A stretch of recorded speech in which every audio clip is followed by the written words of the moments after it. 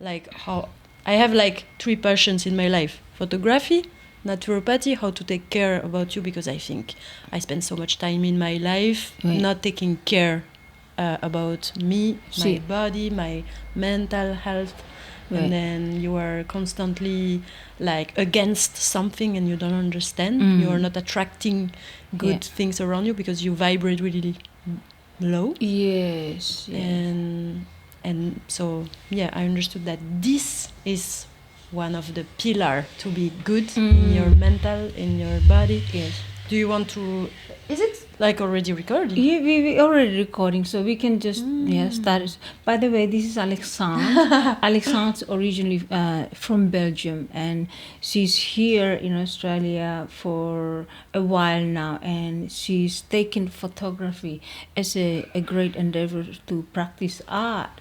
But beyond that, of course, she's surrounding herself with lots of other artists, and we're talking about naturopathy. Naturopathy, because it's a new course that Alexane's taking, and she's learning a lot. And so today we are going to talk about her experience, whatever it is that comes. Of course, it's an unmapped conversation, like it. It's going to be really wonderful. And I met Alexane from around last year, and so yes, we're just here as friends and talk about things, and this would be a very interesting conversation because as you understand, the podcast is about all ages, all walks of life, all cultural backgrounds. Of course, there's language, there's so many other things, and to come in our conversation. You finish with that, my dear? I will probably do it better after. Yeah. So with this natural part thing that you recently encountered, I want to do doing the course on. Is it in Byron? You're doing the course in Byron? No, it's a Belgian school, but it's 100% online. Oh, see. And it's online because I don't know where I will be in 6 months, in 1 year, in 1 year and a half. So I feel, so it's a really supportive community online, and that is a girl from Brussels that I know that created this school. So it's like functional naturopathy. So it's actually, about how to take care about you in a way to understand how your body works. And for me is, as I said before, like one of the pillars. You can't be good in your life, in your mental, in your mind, if you are eating bad, not having a good lifestyle, not sleeping good. So, but we don't learn that at school. We don't learn that. We learn more to destroy ourselves. So we learn to socialize smoking cigarettes. Exactly. And I love it. My sherry, I take this if you don't need it. Yeah, thank you. But so as I said before, this is one of my passion. How to take care and inspire people around me, and stop to destroy ourselves, to avoid, probably because we are avoiding, as we said before starting the podcast, like I think we are all having a lot of passions and ideas, but then it's easier for us as humans to just avoid it and avoid and drift by different things, different ways, drugs or I don't know what. So I think this is something that I learned in Byron also, because I met all these beautiful people and the community, and I wanted to tell you thank you also, because you are such a person that can create contact between each other, and that's what we need today, like communities and supportive communities, because without that we are feeling alone and we can't achieve why we are living on this earth. So I think it's been a pleasure for me, because I'm as much as foreigner in a way, like all of my friends who comes from different part of the world, and I know what it's like to not have a support system as well, and and it can be very challenging at times when you're young, and then you find yourself in a completely foreign place, foreign culture. And for me, the language was quite a challenge already, because I mean, I learned English, British English, and in Australia, it's quite. I still have difficulty sometimes now hearing Australian accent, because it's very specific. Really specific. Yeah, and so sometimes when my French like Charles, my first podcast guest, when he would say things in a very Australian way, because he picked it up from yes workplace when he was working, and I thought, my God, he can even mimic it, but I can't. I can't speak with the Australian accent. I tried a few words I can, but no, it just what can you sounds say? Bad. Like, hi. I know what you mean. For me, it's like it's not the no, it's the no. Like they are saying like no. Yeah, it's rolls. Yeah. Nah. I'm not sure. Even after a few years, it's hard. Yeah. It's hard, and it's difficult. I don't. But and so like English, but I have problem with English saying the word the. Oh yeah. Like when I do this to you, I can. When I have to put it in a sentence, it's gone. So when I realize in the middle of talking, and I realize I'm saying the like the Dutch way. Yeah. See now, Yeah. And I want to fix it. At the moment I want to fix it to say the, and I want to fix it, but it doesn't come as the. I say the, like the French the. This is really French, like Matisse. Yeah. I don't know if you received him in the podcast. He was already away. No, he was already. Unfortunately, he already left before the podcast. I would have loved it, because we would have had the best conversation. When I speak with Matisse, I tend to speak English with French accent. Oh yeah. It's impossible to do in another way, because you are copying him. But it's when you speak different languages, multiple language, it does to you naturally. You will start. You don't mean to mimic people. Yeah. You will, like if I'm hanging around with South Americans who usually speak French, my I start to pronounce it, rather than saying Lucia, I'll start to say Lucia. But that's a great competence. Yeah. It's absolutely embarrassing sometimes, because I feel like I don't mean to, but you learn to accept that. That's actually, and I realize it's a common problem with people who speak 5-6 languages. And I would say it's not a problem when I see you, like you are mixing some words. Sometimes I don't know if it's like Spanish or Italian, and I love it. I love it. It could be nice if it was a song. Yeah, that's true. But I don't know, like I like every word sounds differently, and also like it's a mystery. You really don't know from where you come from, if you come back from a travel, or if you are talking like that all the time, and I like it. It's just taking into account all the people that you meet all the time, and because you are really surrounded by a lot of different people from different cultures. I love it. That's an interesting thing, because like with you, people would just know you're from Europe or from Australia, or from the Western world, could easily pass as anywhere from Europe. But with me, they kind of have hard time figuring out. Last night I went to listen to a reggae band in Brunswick Hotel. It was very nice. I love reggae. What was the group? I went to supposed to play drum. A drumming circle. And then my friends dragged me to go there, so it was very nice. It's called Cinnamon Sun. And the reggae band. But you remember Pablo, the MC at the open mic? Pablo Laverde, he always plays the trumpet tall. Anyway, he was there, so I went there because I saw Pablo. It was so interesting, because there were some Italians that I've just met. Instantly, they just start talking Italian, thinking that I was Italian. And then someone... I understand why. It was very nice. Someone came and asked me in Spanish, ¿Estás colombiana? And I'm thinking, no, colombiana. And I like being mistaken for different places. I've been mistaken from like Pakistan. I'm related to them because I have Indian background. Yeah. Like you could, invent a different life every day, meeting new people and saying you are from there, your name is Alicia instead of Francesca. You could like invent.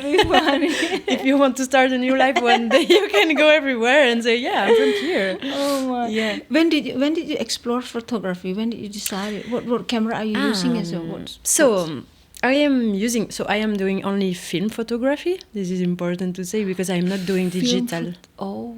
I took my camera with me. Actually, I can show you. Yeah. You have some things to. Yes, I took some things. I selected some pictures. Yes. But this is really my baby because. So you have printed images with you?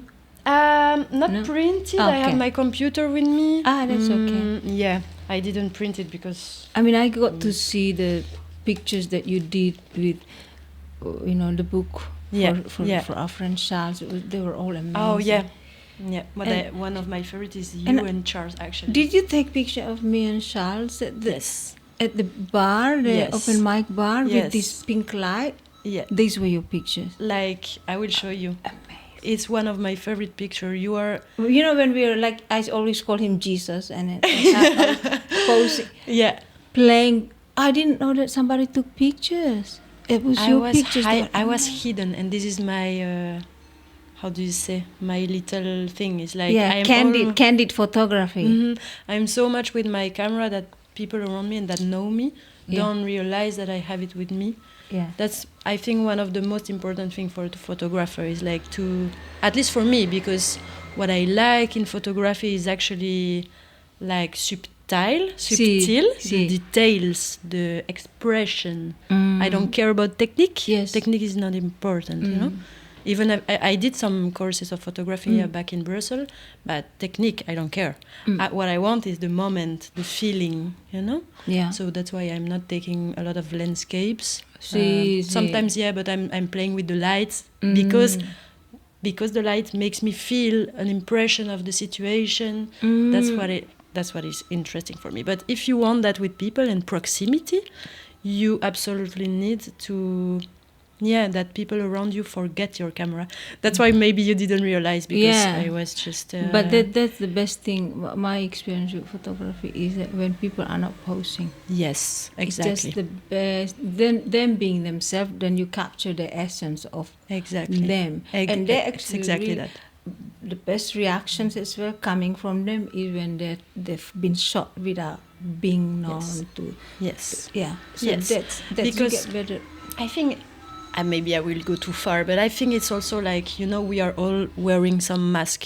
Of course. Every day. When we have to pose, we sort of try to sort ourselves, but it's so wrong as well. It's so wrong. It comes up like stiff. Yeah. Not relaxed. Like, and I feel this is almost a political position that I take with photography. It's like, okay, I like authenticity. And I'm someone that is really sensitive. I think a lot of artists are really sensitive in different ways. Oui.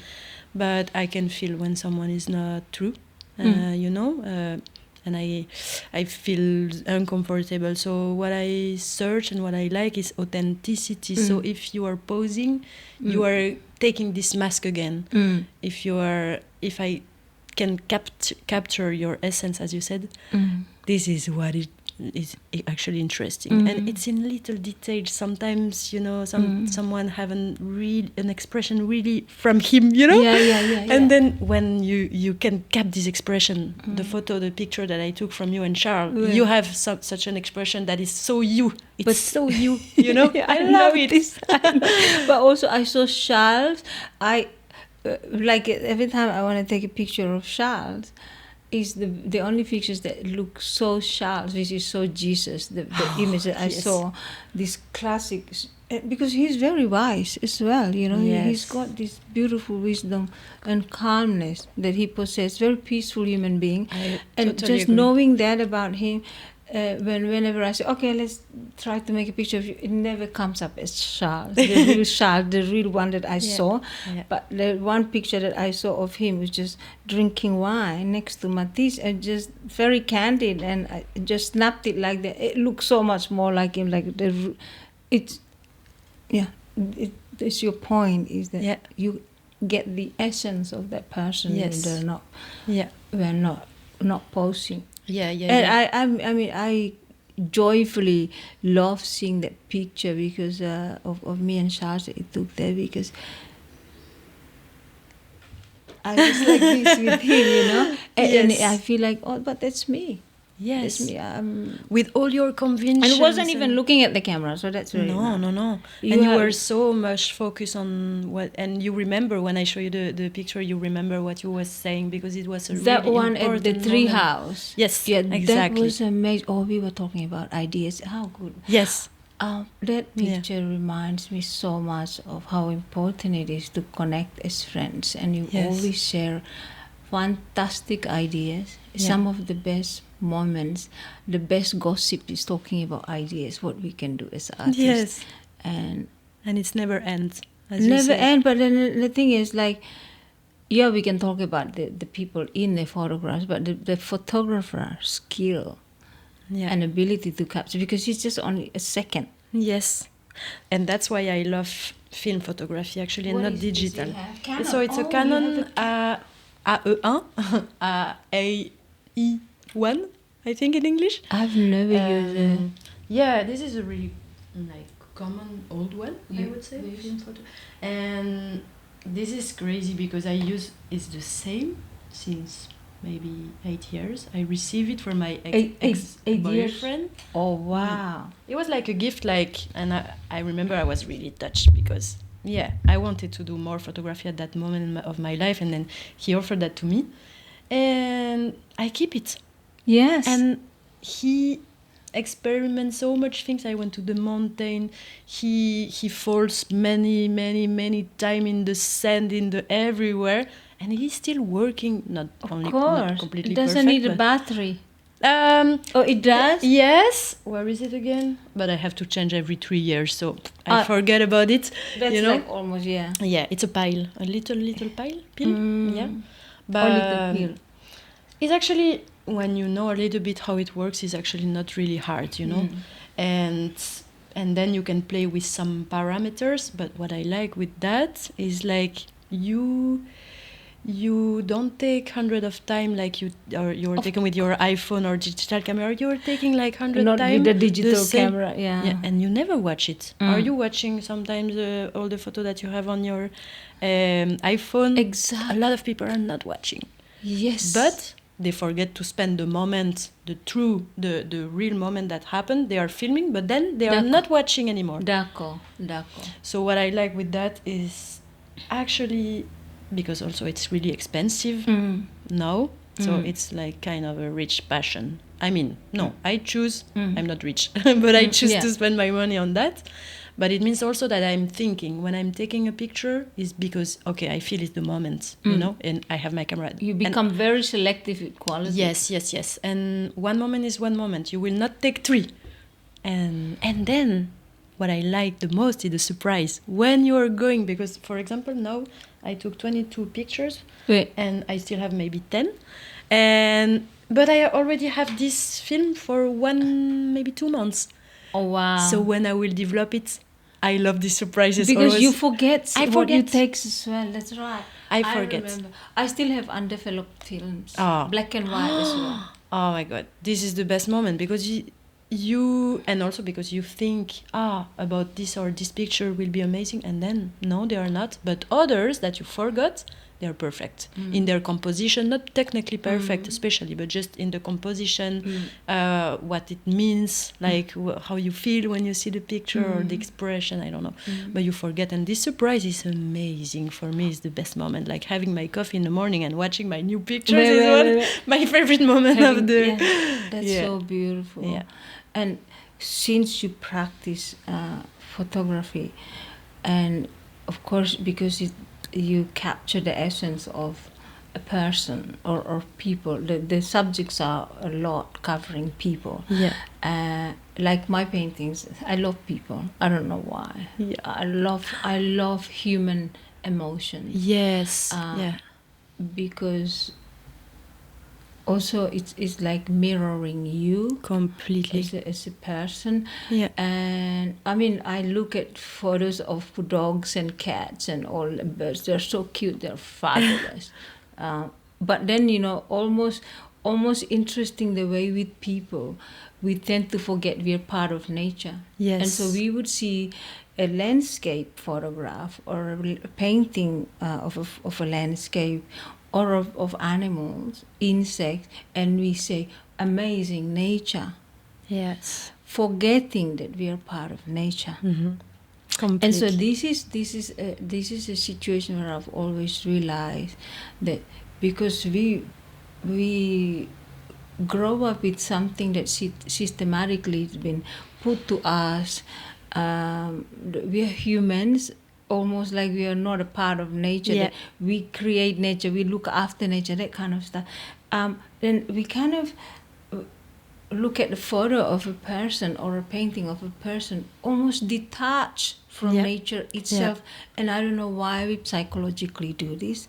And yes, of course, there is a part of us that knows we are part of nature, but admitting that on every second. And no, not like that. So we look at a snake, we freak out, or like, oh, I don't belong to that. Yeah, because probably because we are so lost as humans that we need to find a sense every moment, and then to not be like this, it means that we are defining ourselves like this and not like this. So maybe we are, different. We are. I don't know why we separate so much, but as you said, deeply we know. We know we are part of a whole thing. Yeah. And it was interesting what you said, like the thing that you love people and you don't know why. Yeah. I think a lot of artists also are doing their art to bring people together because they are seeing the beauty in people and the humanity and the sensitivity. And why you like people, because I forgot to close the door. Yeah, true. It's too noisy.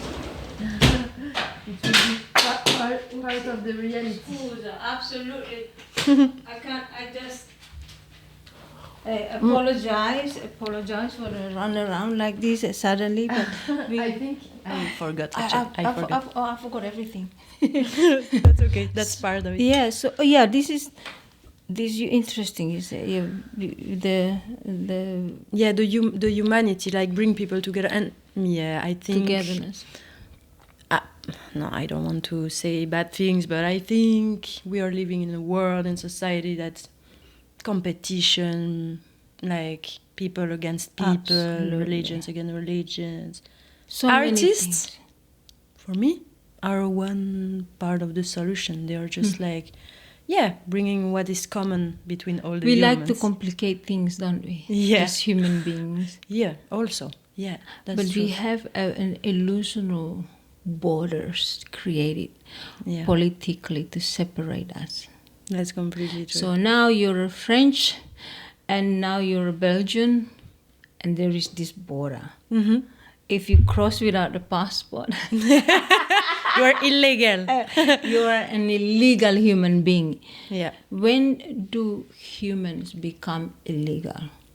And when do something like, how can we be labeled illegals as human when we are a part of the coexistence in nature? I mean, it should be illegal to create borders. Of course, and that's so interesting what you said, because I was having this conversation maybe a few days ago.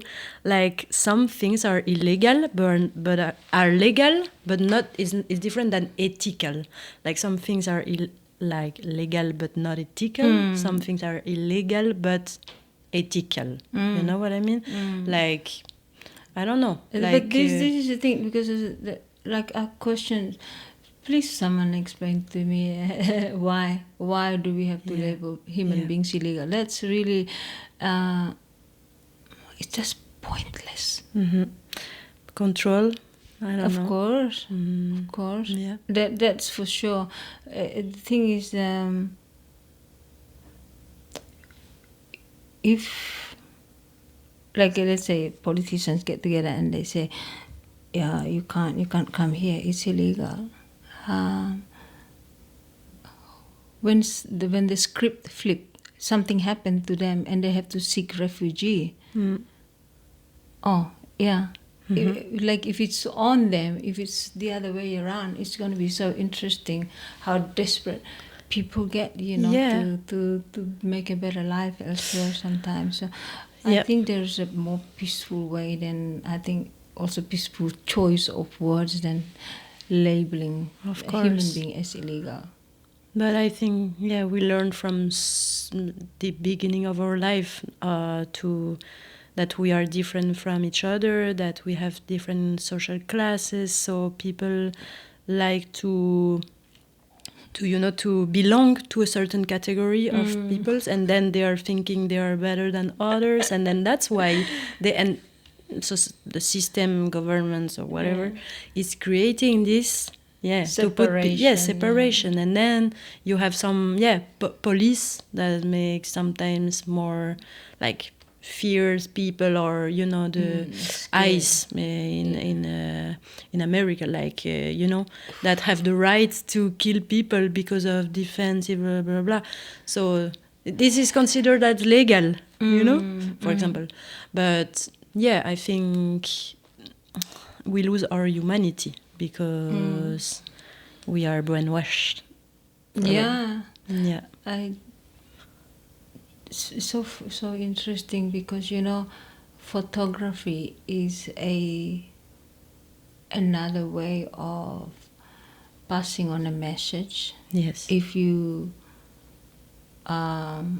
because it's a form of documentation, right? Oh yeah. And it's like a painter who paints a piece. There's no one's gonna ever paint that piece. Only that painter. Yes. No matter how bad it might be or how great it might be, only that painter. Someone else can replicate it, right? Later on, but it's never the same authenticity. And I think photography is like this in a sense where that very second, that in that place, in that instant moment, only you who's documenting that second of what's happening, and you have the story with a certain point of view.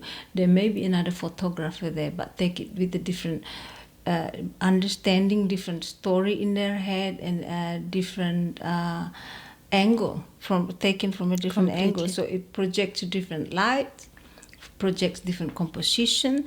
So that, in a way, it's always going to be a unique documentation. And the thing with this is you can actually pass on a really important message as a photographer. You imagine people go to war zones. As photographers, putting their lives on the line. I'm talking about real journalism. Yes. Who like put themselves in it and not taking sides, telling both sides of the story. And there is a psychological thing that they have to carry with them after witnessing so much in a war zone. And they have to come and tell the story of what's happening. It's so depressing sometimes. And you I mean, I'm not talking about like this setup journalism that is sometimes is fake news kind of thing, about what's happening. I'm talking about real, like, investigative journalism who is trying to pass on a message and broadcast things. So in a way, a photographer as an artist can be considered danger to some places that are not very open-minded, because you can expose something they don't want you to expose. Completely. I mean, you travel to certain countries, and they check if you have cameras, and then they don't want you to take photos. No. because the things they don't want to expose to the world. Yeah. Like I heard in North Korea, let's say. Of course. You get taken only to certain tourist places, and you can't, because it's supposed to capture the reality. But no. And you don't have to capture in videos. Photographs sometimes is so powerful. Completely. So powerful. Yeah, that's so interesting what you said about the documentation. It's a moment of time in it's like memory. You know? Yes. This is how you that's okay. Keep talking, my dear. I'm just gonna put the sound of I meant to do this earlier and I kept forgetting. Yeah, no, that's fine. So what I was saying is like it's for me personally, it's also my second memory. When you watch your pictures, you're that's what happened in my life before. Yeah. It was me before. Memories, but in a more large, big picture. Yes. Yeah, investigation, photojournalism, so interesting. Just capture the truth, the reality, and that's why some pictures are really known today and are really actually political and powerful and say so much more than a film, and that can be analyzed for hours, you know. Yes. And I'm really like intrigued how you don't really take landscape images. I've seen some. You take landscape, like there's a little bit of landscape when there's still a person in nature doing things, living a van life or living a picnic life. Yes. And then you have the background, but I know that it's not necessary in your photography work. And this is super interesting because like I feel like when I see your work is you're connecting so much to human emotion. Yeah. And that's the thing that triggers my my mind to wonder when I see your works. And I thought, I wonder, because with social media, you can watch so many things. People go to holidays, an amazing landscape, right? And they're in the greatest landscape, be it ancient Rome or a fabulous place in the Himalayas, in the nature, and that's landscape. Yeah. It's fantastic. And I realized they're really fantastic for the sense of tourism, for traveling. Like it inspires you to move. Like I want to go to these beautiful places and all to experience joy, to be in awe. That's so of interesting. this, what amazing you say. nature, right? Yeah. But where is yours is so interesting because you don't need to go through that to explore human emotion. You could be you just walk to the supermarket. You happen to have taken your camera with you. And then if you saw something along the way and there's someone there that somehow maybe they're just thinking deeply or something, and it's like you just thinking what's troubling them, what are they thinking, and you just take that shot.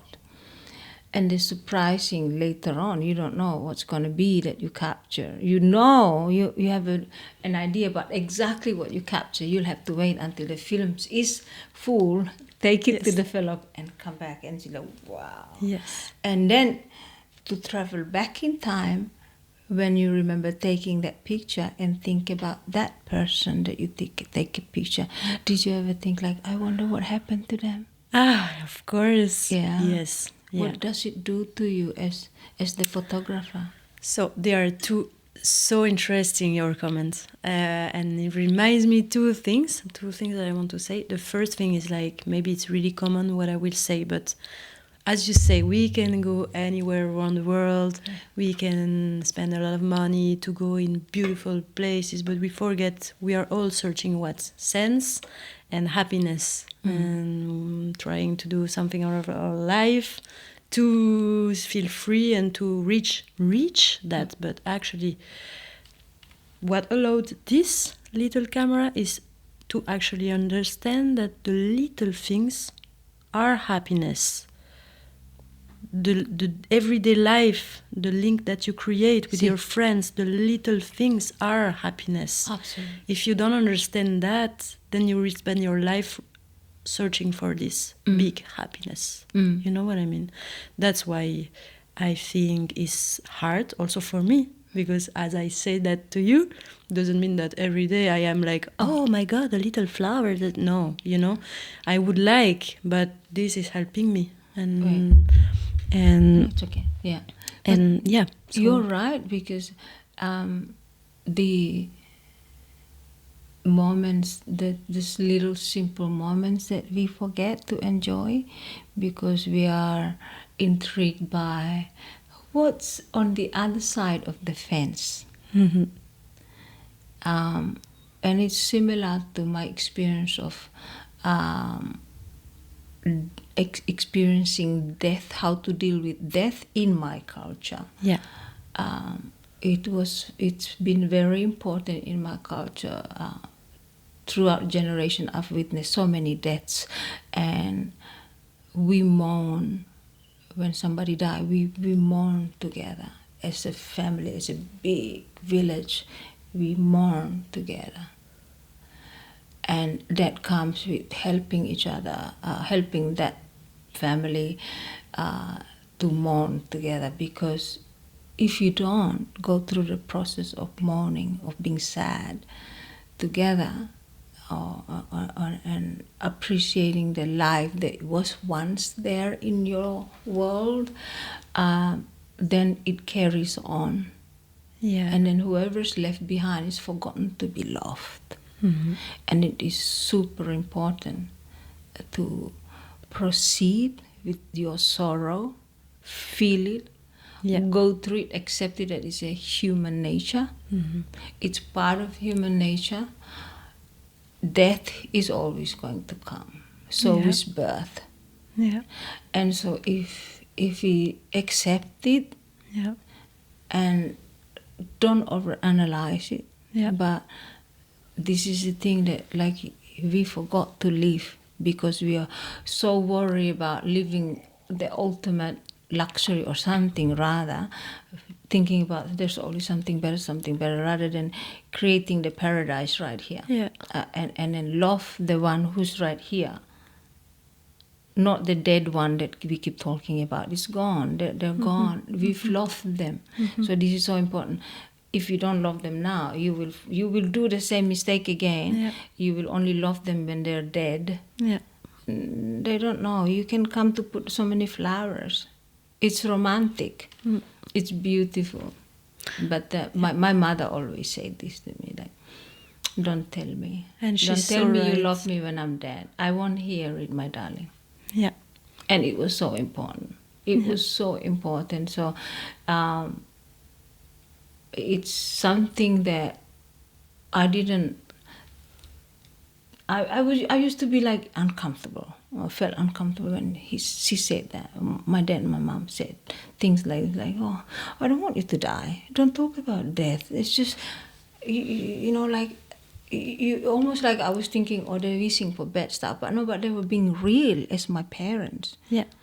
Very sincere. Don't tell me you love me when I'm dead on the grave and I can't hear a thing. Show me now that you love me. Show me, don't tell me. You show me. And she's totally right. You know, it's hard to grow older and you understand they were right all along. Yeah. And this is where human emotions starts. Yes. From the very sincere people that talk very honest with you about things like this. Completely. Yeah. And then you kind of start to see things, you know, we say, oh, I don't want to look in the mirror too much. Trust me, the mirror is, I shouldn't say trust me, but I find that the mirror is really useful. Useful? Yeah. Because you can look at yourself before you go out. How you look before you go judging other people, how they look and how they dress. you check yourself first before you go out. Yeah. In that simplistic way, but it's, I mean, symbolically. Yeah. There's beyond. Of course. Just that superficiality. The image of you have... We never self-reflect sometimes. Mm-hmm. And that's crazy how the image of yourself, you are creating an image and you have a different image of yourself with different people, Exactly. I think that you have an image of me that is how I see myself now. Yeah. But with one of my other friends, my mom, my sister, I don't know, people around me, I have another image of myself, you know what Everyone has a version of you. Yes. And only you know the version of your real self. Yeah. And you only always play guessing and assuming. And this is why to know someone is always best to connect. Yeah. To connect in reality like this, to ask. Yeah. If you hear a gossip, don't buy into the gossip. It's just a gossip. Yeah. If you want to know the person, go and ask. Hey, Alexandre. But that's what I like with you, because I feel also you connect with the people that you have like a similar soul, or you don't have to wear this mask. Yeah. And in any case, and you feel, I don't know, it's more easy. It's super easy. You make your life so much easier. You make your relationship with people growth much better, and beyond everything is the authentic connection. Yes. It's if it's not authentic, what's the point? Exactly. You don't want to be helpful to each other when you talk about things, but when it's authentic, you speak about ideas. You might show me photos. Oh, Alexandre, maybe you should experiment like this. Or and we don't see criticism as a bad thing. Yeah. If we criticize each other's idea, it's more like, let's evolve from here. Maybe something can be better. Yes. So I like it in that sense. Yes, and this is the point. This is the important thing. Judging people or being in comparison. This is not like... You can... I love this sentence like that, say, like, if you say, I will not do it because someone already did it. Yes, but not you. Mm-hmm. So there is no point to do comparison. Yeah. But I feel that with Charles, for example, and I told him when he was leaving, I told him, you are someone that is really rare, because you can feel no judgment at all and be accepted even if you are in the silence for 3 hours. It's just a feeling so good, and I just realized I want people like that around me. I don't care to have the perfect image, and if you're judging me, it's actually you're judging yourself, and it's your problem. And I know who I am. I don't need your I think that it's nice, that there are people who travel, become open-minded, and whether they travel or not, but they're open to connecting with other people, and these they kind of because if it's a genuine friendship, so what happened? They're open to being critical of each other's ideas. And what I love is real friends is that they don't attack the person. They criticize the idea. It's a big difference. Completely. Like criticizing the idea than criticizing a personal life or something. Yeah. It's a huge difference. Yeah. And so personal life, like, that's you. That's why you're my friend. Because you're you. I don't care if you wake up walking on your head in the morning. I'm happy with that you can do it. That could be really nice. And if you wear your G-string on your face, it's fine. It's you. Yeah. But your ideas, if I see the ideas that are so wonderful, I'm not going to help you bury them. Yeah. I'm going to help you to see if you are going to follow up, and if I think that you deserve all that, great pleasure for yourself because your ideas are fantastic, I'm not going to do it for you, so I'm going to push you to do it. Yeah. Because I know that if it was me, I would like that support. Yes. Yeah. And I know what it's like to not have support. And so it's good to learn to be supportive of other people. And because that, especially when it comes to creativity, Yeah. It actually you are helping yourself. Yes, completely. On how to, because you like it's a self-learning. You kind of say, you understand that there is something so profoundly beautiful about being supportive of other people being creative. There's something really amazing about that, because you're seeing yourself.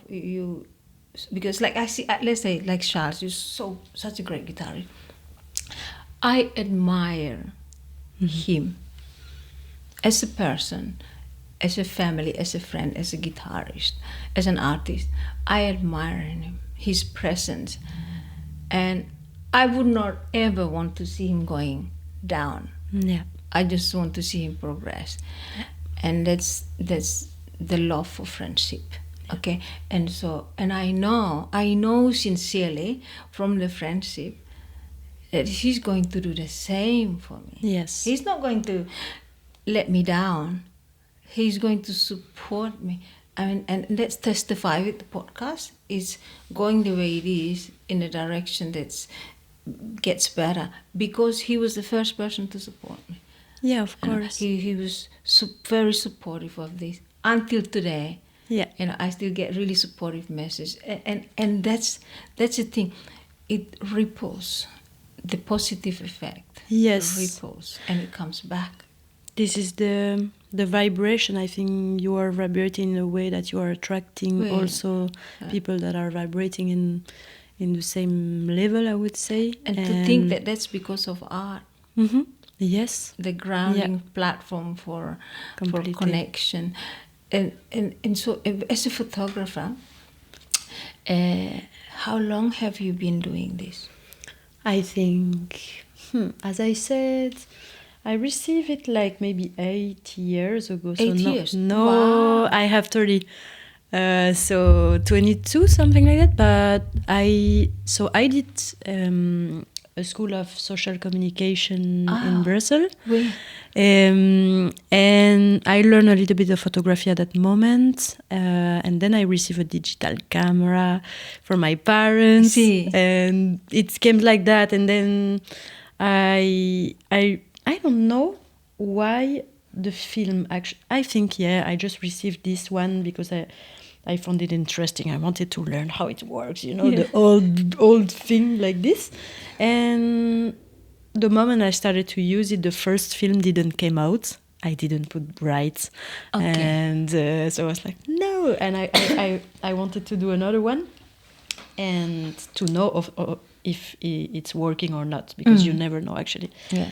And then when it came out, I took one of the pictures that I can show you. Sí. My first film was in a manifestation in Brussels. I think it was like for a climate walk.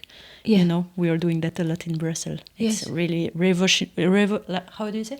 Revolutionary. Yeah. Yes. Revolutionary city. Yeah. Like we are a lot in the streets. When we are not agree with something, we are going to the street. Oh, and that's so cool. My first film was about that, and at that moment I realized, oh my God, I want to do that more, because it's so special, and as you say, it is so unique, and it's a moment captured like that will never be reproduced. And what was your question again? How long? So was like 8 years ago, something like that. And then I continue, and I did like one film every month.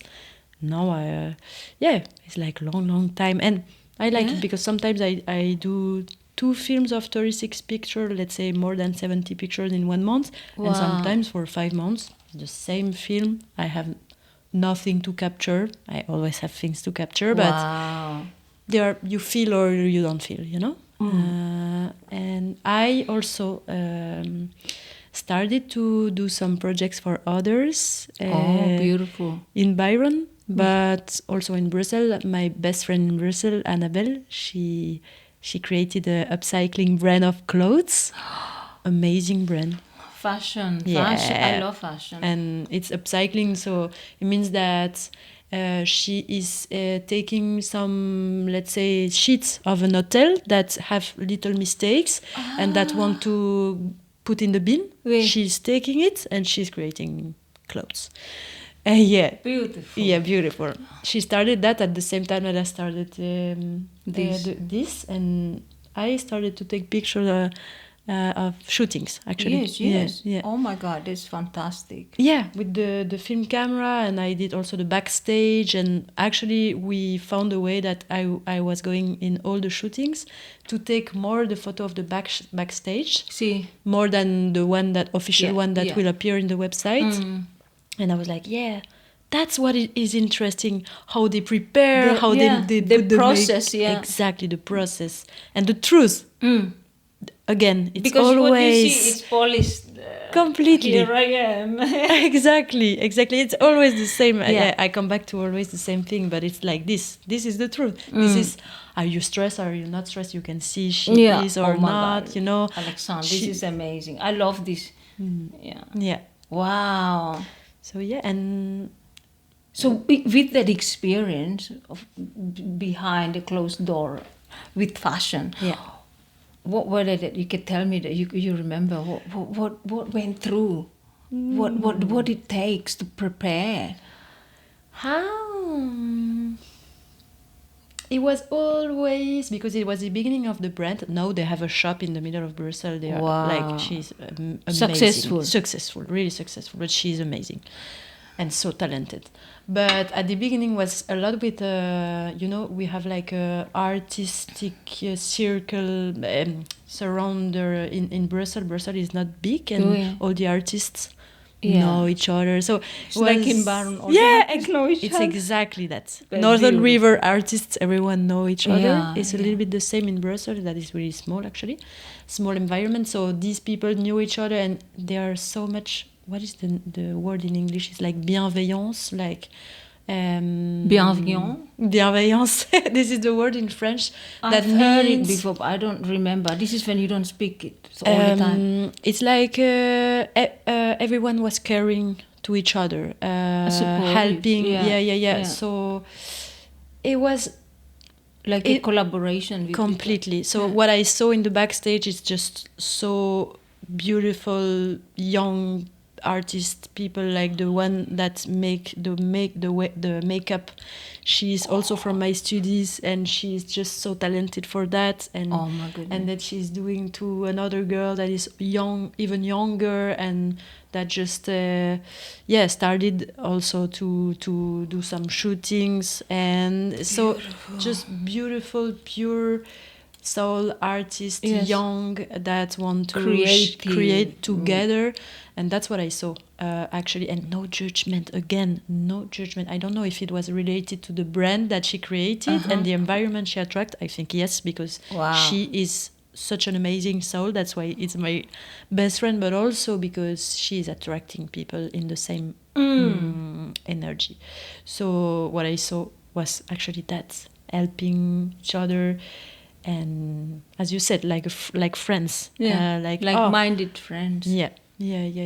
And I also like, okay, we have 1 hour and a half, we have to speed, so you put this, and she's funny because she's not really organized. Sometimes she didn't find any people to do the shooting. The mannequin. The model. The model. But she has so much contact, and she's such a beautiful soul that when she's asking help in the last minute, always in the last minute, but it works. There are friends of mine. You cannot force them to be the way I would like things to run time-wise. And so I just learned to accept, this is you. I'm just going to have to accept that you're going to be late. And so I say, one of my closest friend, he passed away last year. He is Belgian.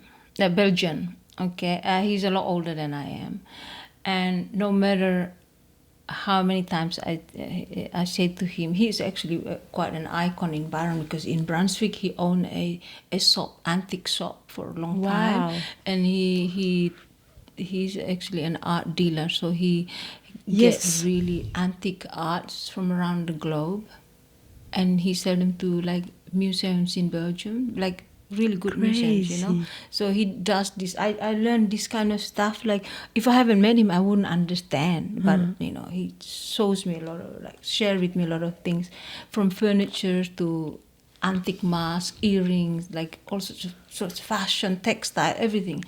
And so I said to him, Robert, I need your help. So it's going to start at 4 o'clock, but I know it starts at 6. And you know, Robert will still come 45 minutes late. And then he comes in a style. I love the style, like panic. And then, Francesca, I'm so sorry. I'm late. And say, I know you're late, but you know that, but you do know that I put 2 hours earlier, and you managed to be 45 minutes But late. don't say that, because as a late person, if you know that you put 2 hours before, you will start to arrive more late. But that's the thing. I made that mistake telling him once. It just got worse. Oh, yeah. Well, of course. You know. And he was like, he was speaking French yeah, he speak French, he speak Dutch, and he speak also. English. Yeah, and you know, like, he connected me to one of the most beautiful girl from New Caledonia. Oh, yeah. She's also a painter, and she became like a sister to me through him. You know, this is one of the things that I love. Yeah. Being open to people from all backgrounds, because it connects you to the rest of the world. Yes. And connects you to the right-minded people. And you become a family, and you support each other, you appreciate of each other. Yeah. And Marie-Jeanne, je t'aime, ma sœur. She's in New Caledonia, and she's amazing to learn how compassionate people are as well. This is a common thing with everyone. Something happened to you, I know you, then like, oh, but it hurts me. Yeah. Because I have beautiful memories, because I know you too, because you somehow you can't disconnect emotionally from the people that makes memory with you. Yes. Especially beautiful memories. Yeah. So it affects you, it hurts you, and that's the thing that I learned about this from cultural background that I have, is when I told you people die, we feel the sorrow together. That's beautiful. We get together and do this. It's like a ceremonial thing. And so, but it's just cultural thing. And so this thing that they say in my culture, that they don't say, but what I understand is that if you share the burden with other people, it becomes lighter. Then it's easier to walk through life. Yeah. That's quite often when you carry the load alone, that takes you down. So you have to find at least one person that you can feel so close to it and feel absolutely comfortable to be naked in your mind, in your everything, and say, look, I need you to be here. Yes. To help me through this. I don't believe in my art. I don't believe in myself today. And that person said, okay, you don't believe it today, but in 2 minutes you're going to believe it because I'm here. I love it. This is vulnerability. I think this is one of the most, I think you can't connect with someone deeply if you are not vulnerable with. I truly believe that sometimes it's hard to connect with people. It's hard, yeah.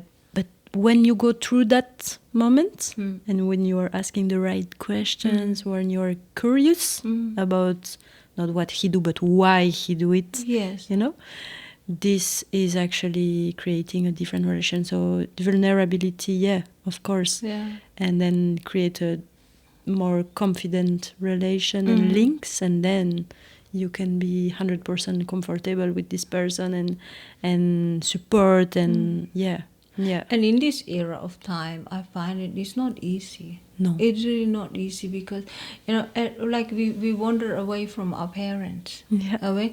And so even some things we protect our parents to not share them, what we go through, because we don't want them to worry about us. We are so far away. And so it's nice to have a friend somewhere else. Yes. That doesn't, just even if it's just a friend. I'm just talking from experience that I have friends who's just like, I don't hear from her all the time. Sometimes I know that she checked my message, she listened to my message, and she doesn't respond until 3 months later. But I know she's okay. She will respond. I know I don't care, but I know I will. I just know her. And I know I will hear, and when I hear the long update, so it's, and then, or maybe she's crying or something, but it's really beautiful because she's being her, she's living her life, and I know that's what happens when you are living your life. You don't worry about constant update to the other person on the other side of the world. But if she has hard time, or maybe I'm annoyed with something, I can just leave the message to her, and it's like relief. I feel relief. I said it, but she may not react straight away. But it's important also. Like, I like that because it teaches me about reactions. A lot. When you don't react straight away to something, it allows to settle down. And we are, by nature as humans, we tend to promise so much really quickly, Alexandra, when we are so happy. We make the fastest promise when we find ourselves in happiness or joyful time, and we make the quickest decisions when we are angry. Yes, that's true. So true. I don't like you. I don't want to be in contact with you anymore. Basta. And after that, 2 months later, oh my God, what have I done? What have I done? Impulsive reactions. Very impulsive, yeah. And human nature. This is why it's so intriguing. I'm so intrigued by all this human thing, and for the photography and all that.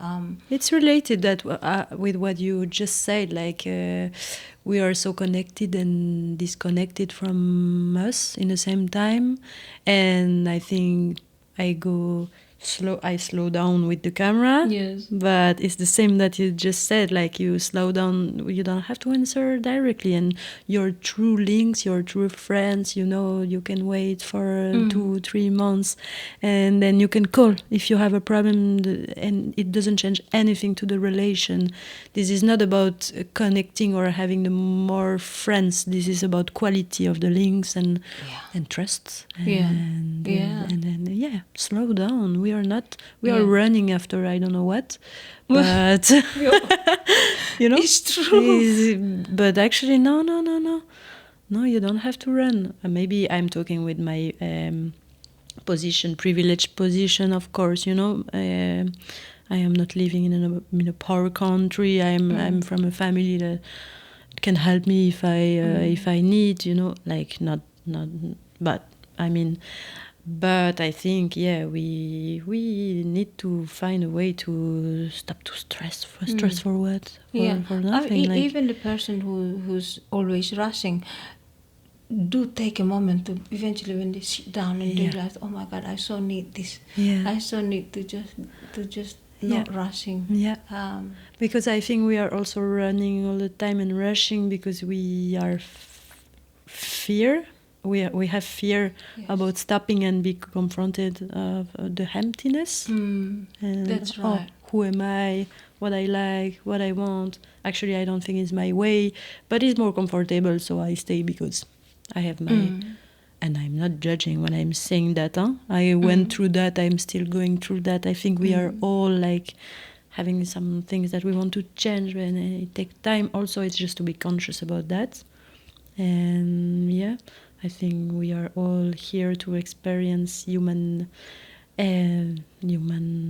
life, like incarnated in this earth to have an experience and to improve, to be ourselves. Yeah. So you know how you mentioned we are all here to experience the human life.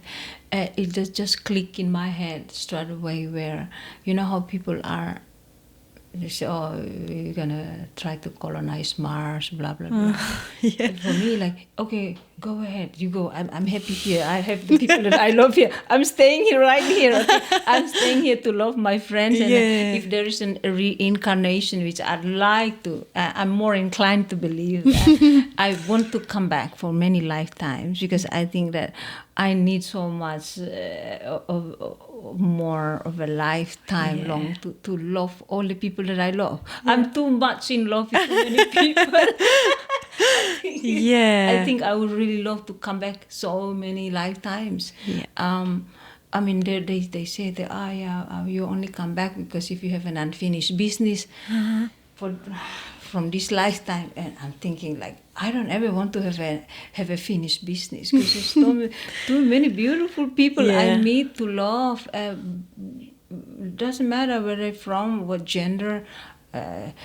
It just, I don't know, like I really, I'm not saying that they're perfect, but they teach me a lot of things in life. They makes me question myself. Yeah.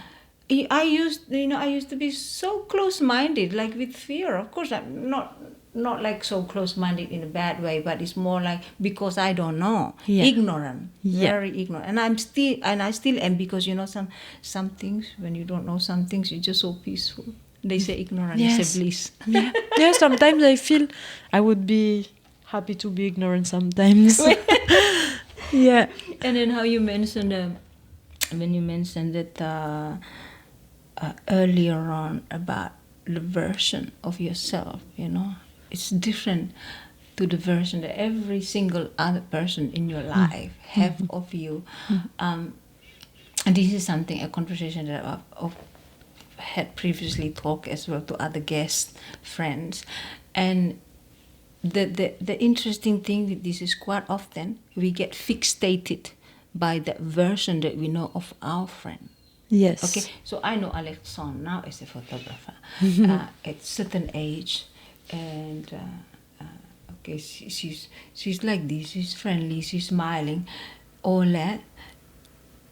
But in 5 years' time, sometimes when things happen in your situation, circumstances, it will transform you. Yeah. It comes with changes. Yeah. Your values will change. Yeah. Your values in what your priority in friendship will change. Yeah. What your priority in your artworks will change. What your priority in lifestyles, many things. Yeah. Relationship, it will change. It continues to change, right?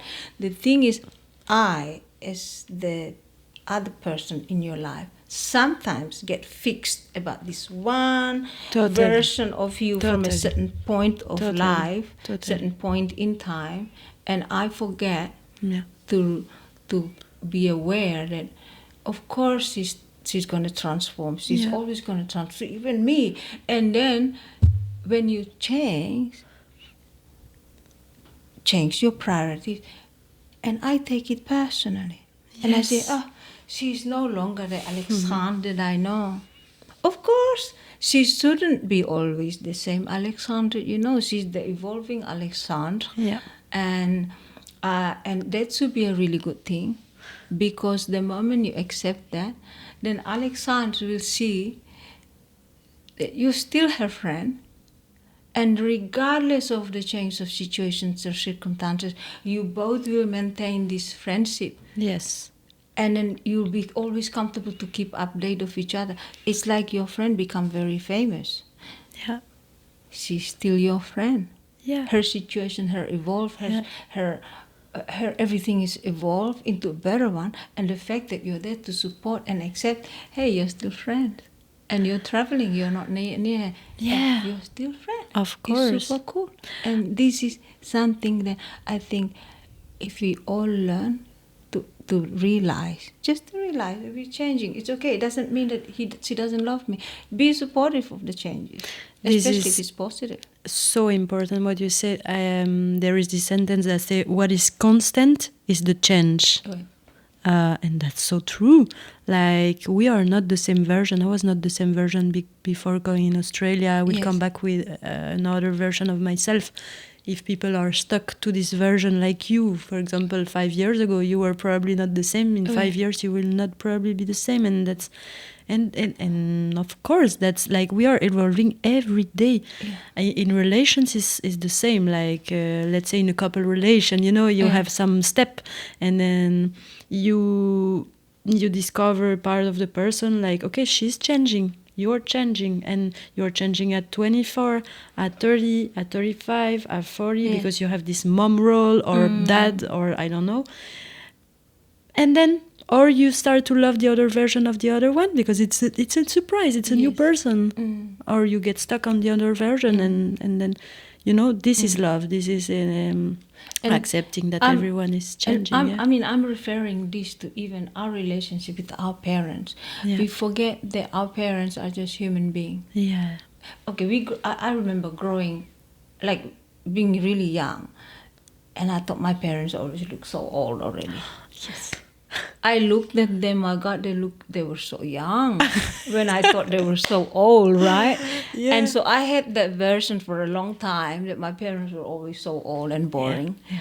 And then at the end of it, wow, they were not boring, they were amazing. They were the only people in my area that I really like, so highly socialized, like. My mother was very courageous. She's not a businesswoman. She just went and opened a business, and she provided to the community lots of many other cool things. And then my father, I never knew him to build furniture. One day he just decided, okay, because I didn't know that he planted all these timbers. I had no idea, like for me, they're just my parents. Okay, I don't know what they do. Yeah, just my I see. Their role and their job is to be and my then one day parents. he started cutting the timbers, and I don't understand where's all this amazing wood coming from, and he makes all these amazing furniture, and people come and get chairs, and then sets of chairs and dining tables, divan, like sofa. Yes, sofa. It's also sofa. Yeah, divan, in my language. We say really? Divan. Yeah, I didn't actually realize I said it in my language. That's crazy. It's the same word. I mean, in my place we say bonbon, like French. Bonbon. No, Oulala, really? we say oulala, opla. No, yeah, I know. I love it. This is why I love the language. And so this kind of thing, I see my dad doing all of this, like, oh, my dad make amazing furniture, and then the car tires, and my dad makes sandals, like sandals that you can walk and you step on nails because you're light enough, you're not as heavy as car, the nail won't pierce through, and these sandals last forever. Amazing.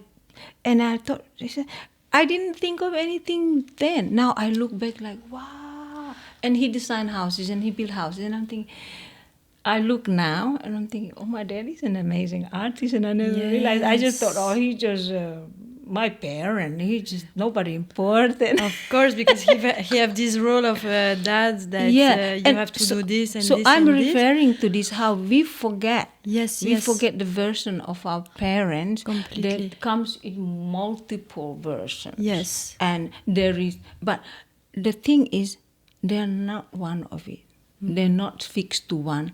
So then I learn, I do art. I say I'm an artist only because it's to simplify it. But I'm not one. I'm not an artist. I'm not defined by the one thing. That's what I mean. I'm not just an artist. I am not just a friend. I'm not defined to just... I'm everything. That's why I say we are everything. We are part of everything. I'm everything. And I'm also nothing, because when you think at the grand scale of this universe, we are a little dot in this crazy Milky Way, and like a speck of dust, and we are the most fearful, worrying human being. We worry while we are drifting in that grand scale of the universe. When you take distance, you realize you are creating so maybe problems for really nothing.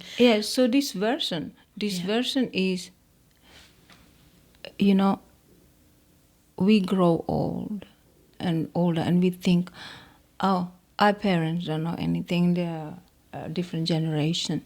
No, they know a lot. They've seen Yes, of a lot course. before us. Until now, they're still alive, and they're witnessing all that Yes, we are yes, going yes, yes. through, and we are learning. We still don't accumulate that much wisdom as they already have. So sometimes I realize when they say something, maybe different to what they're doing, but because they know. Yeah. Do what they say, not what they do, because they already know the mistake, so they're advising us to do what they say. And I think, Jesus Christ, how long does it take for me to be wise, to learn? Yeah. And so then they grow old, and we forget, as children, we grow older, get stronger, become more dependent. Our parents, it's a big difference. Yeah. They grow older, they become more dependent. Yeah. Yeah. And we are so far away from them. Yeah. And I think it's a relation that you can have in double sense, and you can also inspire your parents for different things, but it's a learning from each other. But I wanted to react what you said before. I feel your family is like also like your parents were also like passionate people. They are. And I think around you have a lot of passionate people. They are, yeah. This And creates I was sense. exposed to different background of people from as early as I possibly can. Because I find, like, as I said, I think everyone in this world is important and beautiful in his way. Yeah. When someone is passionate, he can be passionate about thing that is really insignificant, My parents love seeing other people, love meeting new people, and they speak different languages as well. So it gives me like a normality, a sense of it's normal to be that way. Yeah. And so it's normal to be so fascinated by somebody new and want to curious, know. open-minded. Yeah, It's very normal. Yeah. And what was yours like? Mine? Yeah. My parents? Right. My parents is like it's. What do you remember the best thing about your parents? I feel. It's we could do a whole podcast about that. Would be nice. But you're welcome. No, it's exactly what you said. Like my parents, I always put them in the case category because we like as humans to categorize people. Yeah. But my parents are my parents. Yeah. And they always have been my parents. They didn't have a life after before. They okay. When I born, but they born in the same time. Yeah. My parents, like for me, it's nonsense. But this is how I saw them all my life, and then like I was just like having a mom really on earth, and my dad in the sky, like grounded mom and exactly. And I think they found their the balance. Inspiring each other, but they actually separate like maybe just before I arrived in Australia, like after 30 years of marriage. Yes. And I discover adults, different persons, my dad that will maybe watch this podcast, and I don't care, like he's completely okay with that, but he discovered he was actually homosexual, and then he was like, okay, I will actually live my life like my true myself. See. And now he's amazing. Like he's meeting a lot of people, doing things for himself. Yes. My mom, the same. Like she's meeting a lot of friends. Another version of her. Another version of her femininity. And I started to see my parents as not my parents anymore, but adults that are on their way, and that, and I like it because now I feel, they can truly be themselves, and I can share way more things with my mom that I couldn't share before, because I had always this relation like child and parents. And now it's like adult. And we are talking. It's different when you see yourself in this case, because my parents are some of my dearest friends in life. Yeah. So I can call, and and the thing is that because we are such good friends that if they say something I don't like, that it doesn't sit anymore very well with me, or like I think I don't align, I don't resonate with what they say, whether it's an opinion on life or anything else, I would say it. I don't have issue to criticize the philosophy that they have or something. Yeah. And the nice things is they don't overreact because they're so wise. They don't react badly. They just let me finish talking, and then we will discuss. And then I like how they then, especially my father, would explain why he has that understanding. Yeah. And so then I say, okay, we can agree to disagree because I can appreciate your point of view, but mine stands as this for now. Maybe it will change later. Yeah. Just with that understanding, for now, this is what it is. Yeah. For now, this is the value that I see. This is what it is that resonates with me. Maybe later I will change, but I can't force the wisdom. No. And just with that understanding, it's like, oh, it's so great because then I can speak to my parents about anything and everything.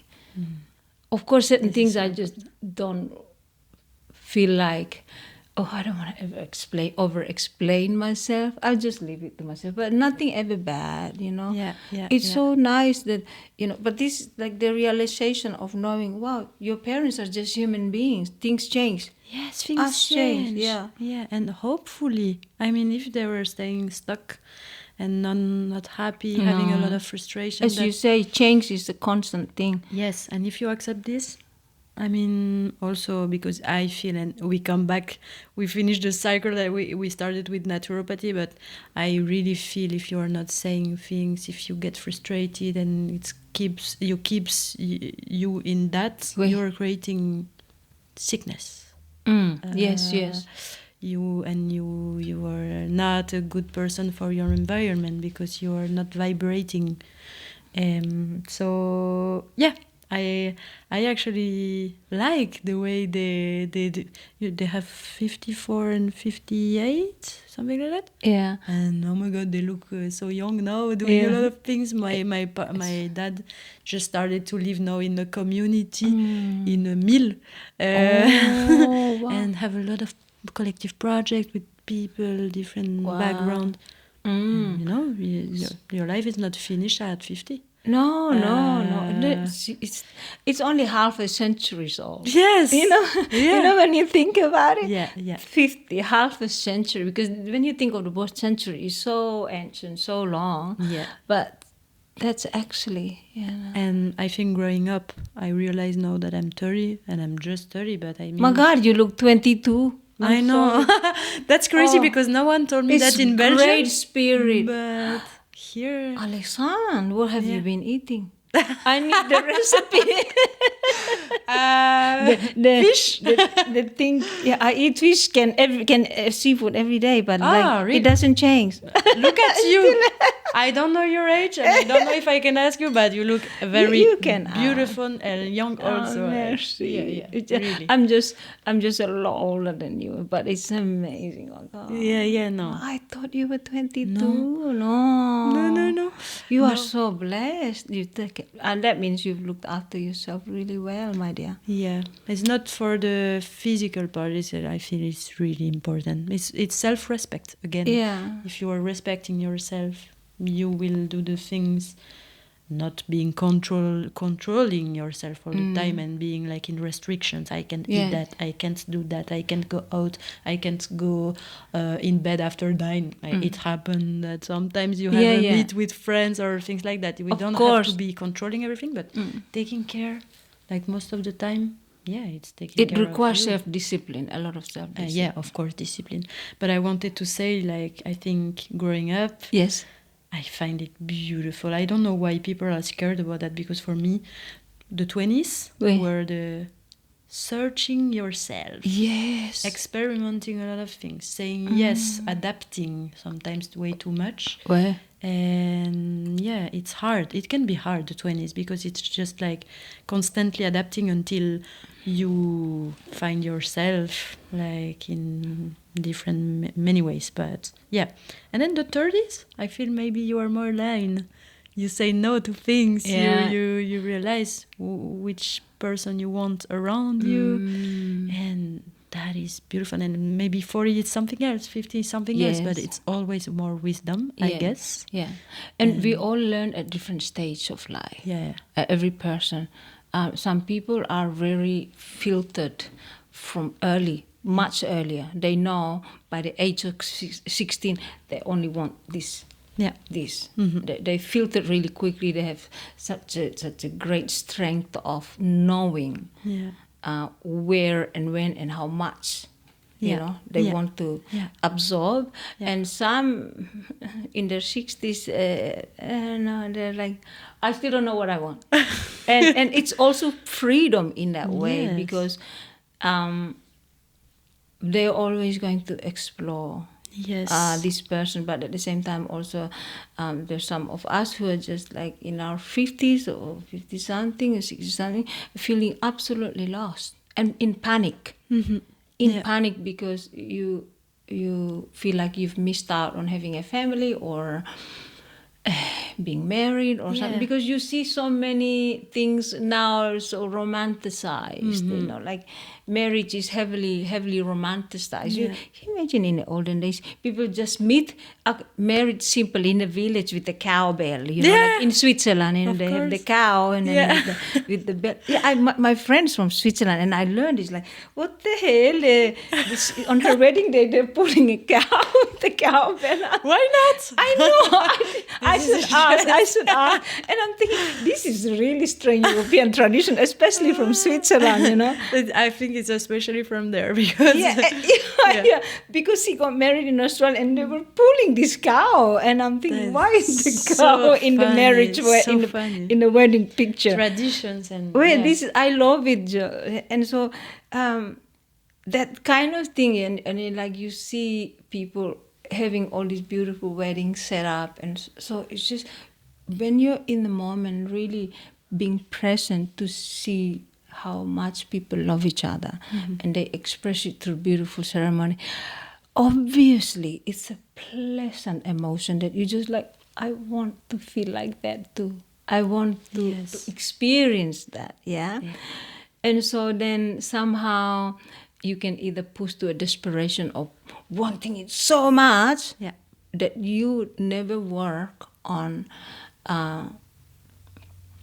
just being more yourself. Yes. And have a self-discipline on self-love and be joyful, that you're overstressed about how to find somebody and that's going to marry you. And you're vibrating something, you want something, but vibrating like in the miss and not in the abundance, you know? You're not regarding yourself and taking care of yourself to vibrate like you will attract what you vibrate. So if you are vibrating like, oh, I miss that in a frustration, you will not attract nothing. And that's how it works, like natural law of I don't know what, but and you were saying about I think I come back a little bit in what you said before. That's okay. But we have a vision of life, and also because now we are living in a world that we have so much choices. Yes. So you were talking about like some 50 years old people, they are getting completely lost and full of fears, but we are growing up, we have to find choose our studies really young, not knowing ourselves, because we are not learning that at school. We could do another podcast about schools if you want one day. I would love to. I would absolutely love to. Because it's a subject that is... This is so interesting on school. I would love to do podcasts on that, because you're from a Western world where you go through educational system, and I didn't. I didn't have that mandatory education. I consider myself not really as being able to school. So this create a free mind. That's it. Sorry. When I see you, if everyone was like you, no, I mean. But anyway, let's talk to what you were talking about. So I was talking about like we have so many choices, and then you get stuck in this vision like I will choose something in my life, and all my life I will have to do it. You know, that's why sometimes like people are so fear to change, and I don't accept that they want something else in the relation, in the job, in the, I don't know, passions. We evolve all the time. We are not, as we said before, we are not the same version now than in 5 years and in 5 years. And then it's important to actually understand that really young, because it's not because you are choosing something now that in 10 years it's can't change, because it puts so much pressure. I was really like close-minded when I was young. Like I took so much time to find my studies, because I was thinking like, if I choose these studies, I will have like a career like that, a classic way of life. Blah, all blah, the calculation, all the calculation, and then I just started studies, and then brings me da, da, da. I think the choices in life, you are never doing bad choice if you are aligned and if you are following your intuition also. But it means that you have to understand, listen yourself, truth, and then you take a choice. But if you take this choice at that moment, don't regret it, because you were feeling, I have to take this choice. If you have to take another choice, you adapt in 2-3 years. So I absolutely agree.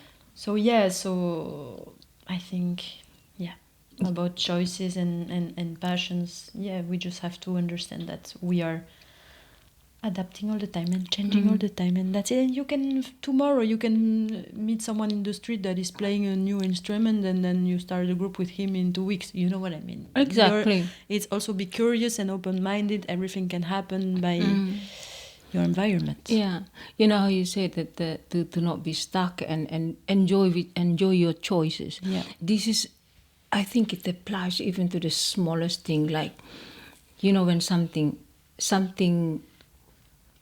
let's say somebody, let's just say you're in a situation where you're in a social place, public place, and you're not doing anything wrong, you know that, you just, and then somebody comes along and really, like, not nice to you, okay, and you decided right at that point that I'm not taking this nonsense. Yeah. I'm going to stand up for myself, and I'm going to say something, and I'm going to, if I necessarily need to verbally fight my way to make sure they understand, I'm not taking this. I'm not taking your attitude to like stomp on me like a doormat, and decided to get peace. And like, let's say I'll be angry, like, get away from my face. This like, is the first reaction. F off, go. You know, I think even on things like this, just to be satisfied that you decide to get angry to that person, but right there and then, because after that you have to really be aware that you've done that. Yeah. Let go of it. You've expressed it. Let go of it, and then go back to a sense of yourself that you don't need to be angry anymore. Yeah. So be happy that you can be angry, because it's a normal human condition, normal human emotion, I mean. But at the same time, to not stay in that and think about that person over and over and be so mad about that person because they're annoying. So like if you get angry about something from somebody, just get angry about it, but then get over it.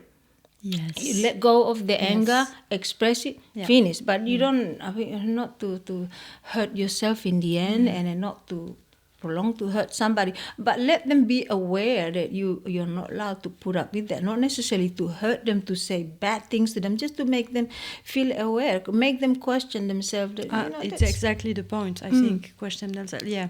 It's hard because the instinctive reaction will be probably overwhelmed, like you said, like hangriness. Yes.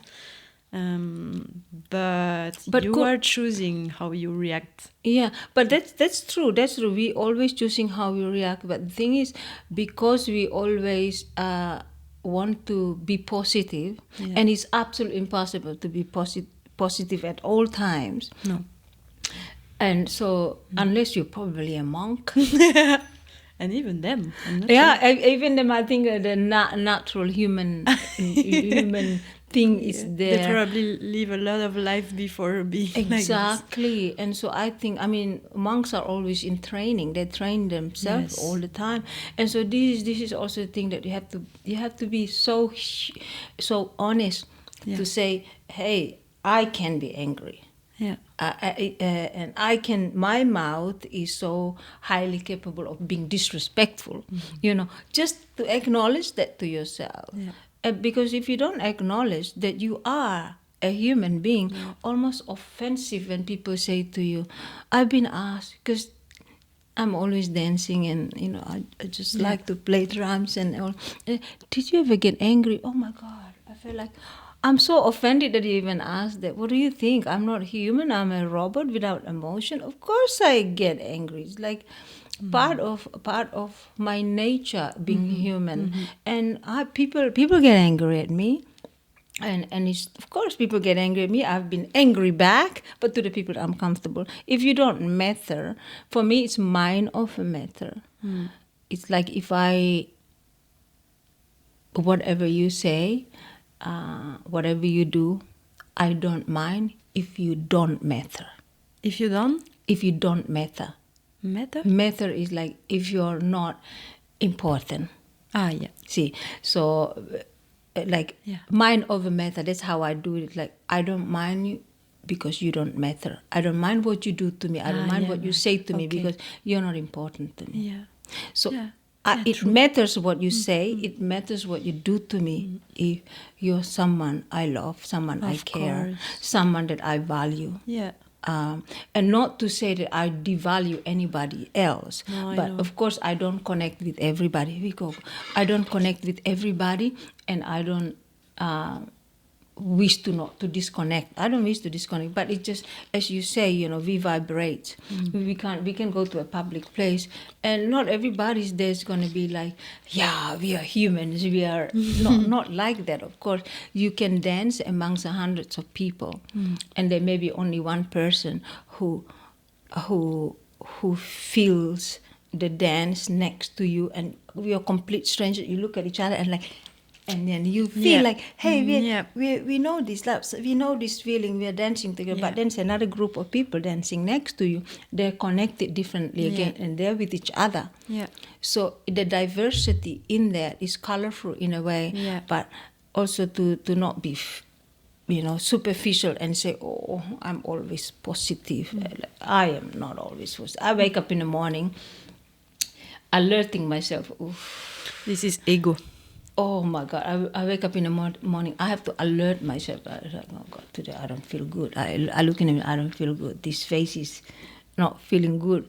And how, like you say, we all wear a mask. And so there can be some mornings I wake up, I don't feel good, and then by 3 o'clock, and I need to go play drumming or something, and I'm thinking, I have to change the mindset. Yeah. If by an hour I haven't changed it, and I'm thinking, what can I possibly do to change this mindset? How you do? I have to do, and I have to find every possible way. And so that's why, I could be thinking, I would paint, and this still not changing it. And okay, maybe play the guitar. It's not doing it. The bass, not doing it. Maybe the piano will do it. No, it's not happening. I experiment everything, and then I would sing, not working. I would write, not working. And sometimes the simplest thing, Alexane, I'll make myself a cup of coffee. a cup of coffee, or a cup of tea. Of course. And you know what it is? I'm just hungry. Or you needed I'm just hungry. The caffeine. I wake up. Not even because of the caffeine. I wake up hungry, and I don't realize I'm not in tune with what's going on with my body. What's my body needing? My body is needing have gotten enough rest, but I'm hungry, and I'm not realizing. I just think I'm overthinking of everything else. I need to be creative. Yeah. No, first I need to make sure there's enough here, because I do need to eat. I'm not on a I'm not someone who loves to fast, and I need my hot drinks, and I need just dehydrate to be dehydrated. But that's crazy because again it shows that we are all the time searching for external things. If you are bad, but then maybe it's listen something yourself. as simple as It's being a good hungry. metaphor. Yeah.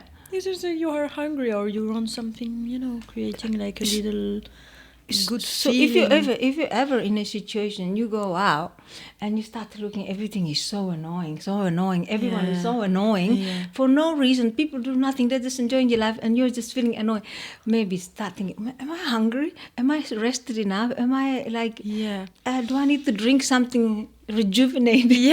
And in any case, like if you're acting like that, because for me it happens a lot, probably also because I get sometimes frustrated that I'm doing here like a lot of work because I want to save money for these studies and projects, but then frustration sometimes, and then I get hungry. Like you can ask Franco.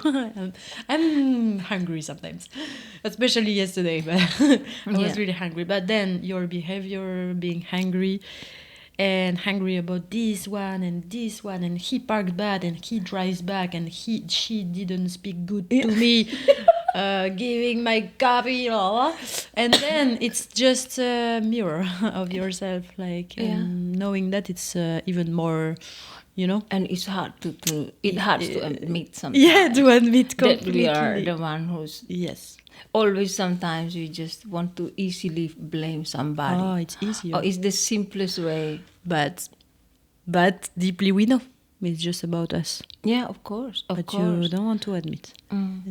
Absolutely. And oh God, it's fantastic how life goes, isn't it? That a few years ago you were back home, and you didn't think you were here.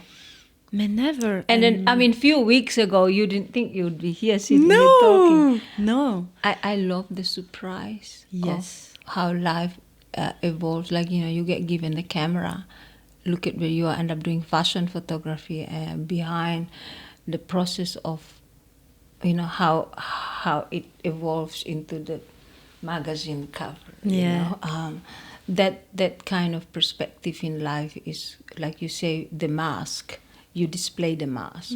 So that's why when I was talking about like, by 3 o'clock it needs to be fixed because I need to go drumming, and I can't have that attitude. I won't be able to drum. Not for anybody. I won't be able to drum if I'm angry. If I'm not relaxed or tense or stressed, I actually can't play. I can't paint. I can't do anything. I become dysfunctional if I'm stressed. So I have to find even a little joy through something as simple as having a hot drink.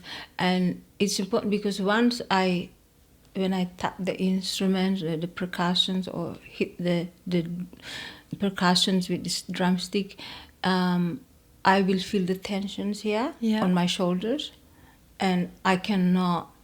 I don't play with emotions.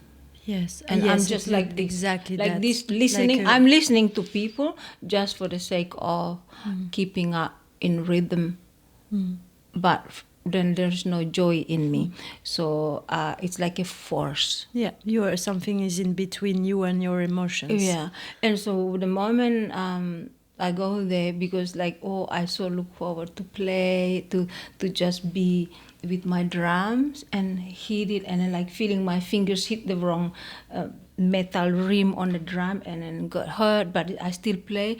And you play without thinking, you're listening, but you're really enjoying it. You become the instrument. It's a very different thing. That's why some artists, you can see the same concert and you will say, oh wow, it was amazing, and the artist will say, no, it was really not good because he was maybe not aligned with himself at that moment. Probably, but you as a public, you don't especially see that. But it's funny sometimes, some musicians, they can be like, I was not in it. Not feeling present. In this jam was not good. You as a spectator, public, you will go. What? I don't know. I don't. They see don't the know the difference. You know? They don't know what's internal conflict you're having. So I understand what you mean. But it's really hard to go like to change your mindset. Yeah. What about your photography thing? With your experience as a photographer, did you ever like have that situation where like I don't feel like doing the shooting today? See, it's happened to me really so this is the thing, like when I was following some courses, because I was working at the same time I was having some course during the evening in an academy, arts academy in Brussels. Yes. And I discovered the dark room at that place. It was amazing. We had like some homework. For me, homework is like problems. It's like you force me to do something. This is the problem with school in general, because of course you need to do some absolutely homework, and maybe also because I was growing in a school that was having no homework, that was an alternative school, so I grew up with that. Like you don't force me to do anything. So this was happening to me. Like I don't feel it, I can't do it because it doesn't come from me. Probably it comes from, even if I was choosing the subject, but it's like it's what we said, like sometimes you feel it, sometimes not. Sometimes you wake up, you're really good even if you didn't sleep so much. Sometimes you sleep a lot and then you're not good. It's like that, sometimes you feel, sometimes you don't feel, sometimes you are good, sometimes not, and you just have to accept. But when you are not good and not feeling it, and you have this deadline and you need to do it, it's like you at 3 p.m. I need to go and I need to change my mindset. Like I feel stuck. And then what I'm doing, I was doing pictures. I was taking pictures one day just before going to the academy, and I remember really well, like I was not convinced about what I was taking. I didn't like it, and my teacher was like, I don't feel you put your soul in it. And I was like, no, because I was forced to do it now, but I was not feeling it at that moment. So it was just not the right time, not the right subject, or I don't know. It happens to me. And when you feel you are forced to do something, maybe this is not the best start to the best way to start something. It's like you want to go to play in the street guitar, and you say every day, I need to go. I have to go. I need to go. No, you want to go, or you it have to come here. So depending from where comes from the motivation or well, the flow of lives cannot be forced. Yes, it has to allow. You just allow. Exactly. So in this case, yes. Oh wow. And what's your favorite experience from the photography? Like moments that you remember being like really maybe very special, or maybe very profound, maybe that evoked emotion for you with your interaction with the person who you're photographing. Is it from traveling maybe, or from the fashion, or from something else maybe? Like, do you have a specific moment that, like, you remember a story behind it or something? Oh, but by the way, you have some photography as well. Maybe we could talk about this stuff as well. I will show you. Oops.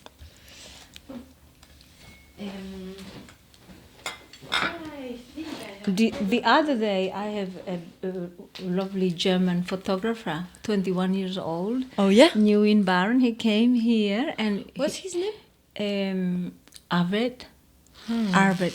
Oh no. Yeah, very. He's amazing. I wish he's here with us to speak. That could be nice. He's wonderful. He's a wonderful young man, and he does pictures of humans. What kind of pictures? Humans also. As well. Like he gave me one of the pictures, and then the story to it. It was just beautiful. Talk about the subjects in the photos as well. That's something that I want to do one time in my life, like creating a podcast with some photographer that come to talk about their work. It already exists. He's I said to him, like, every time I kept looking at him, like, oh my God, he'd be such a great artist on anything, model.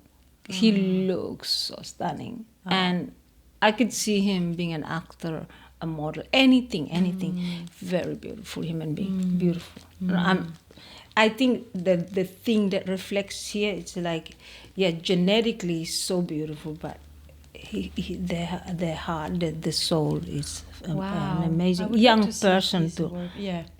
Maybe he's still in Byron. He's leaving very soon, so that's why he came to. Let's do it as soon as we can. I love this art, this young.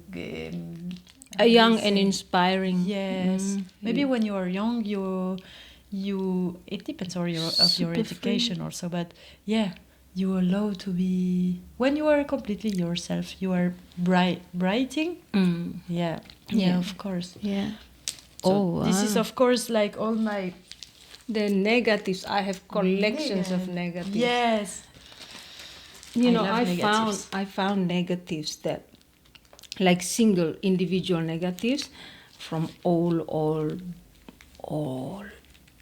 photographs. I don't know, maybe the 50s or somebody took it because they're in a single frame. Yes. And I have them of Denmark. Wow. Yeah, that's because with these ones you can.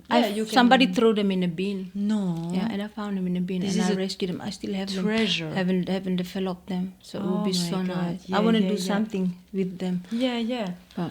Yeah, I keep them all, and because I don't know. One time, if I want to go to do like I don't know in English, but it's like a tirage, a big,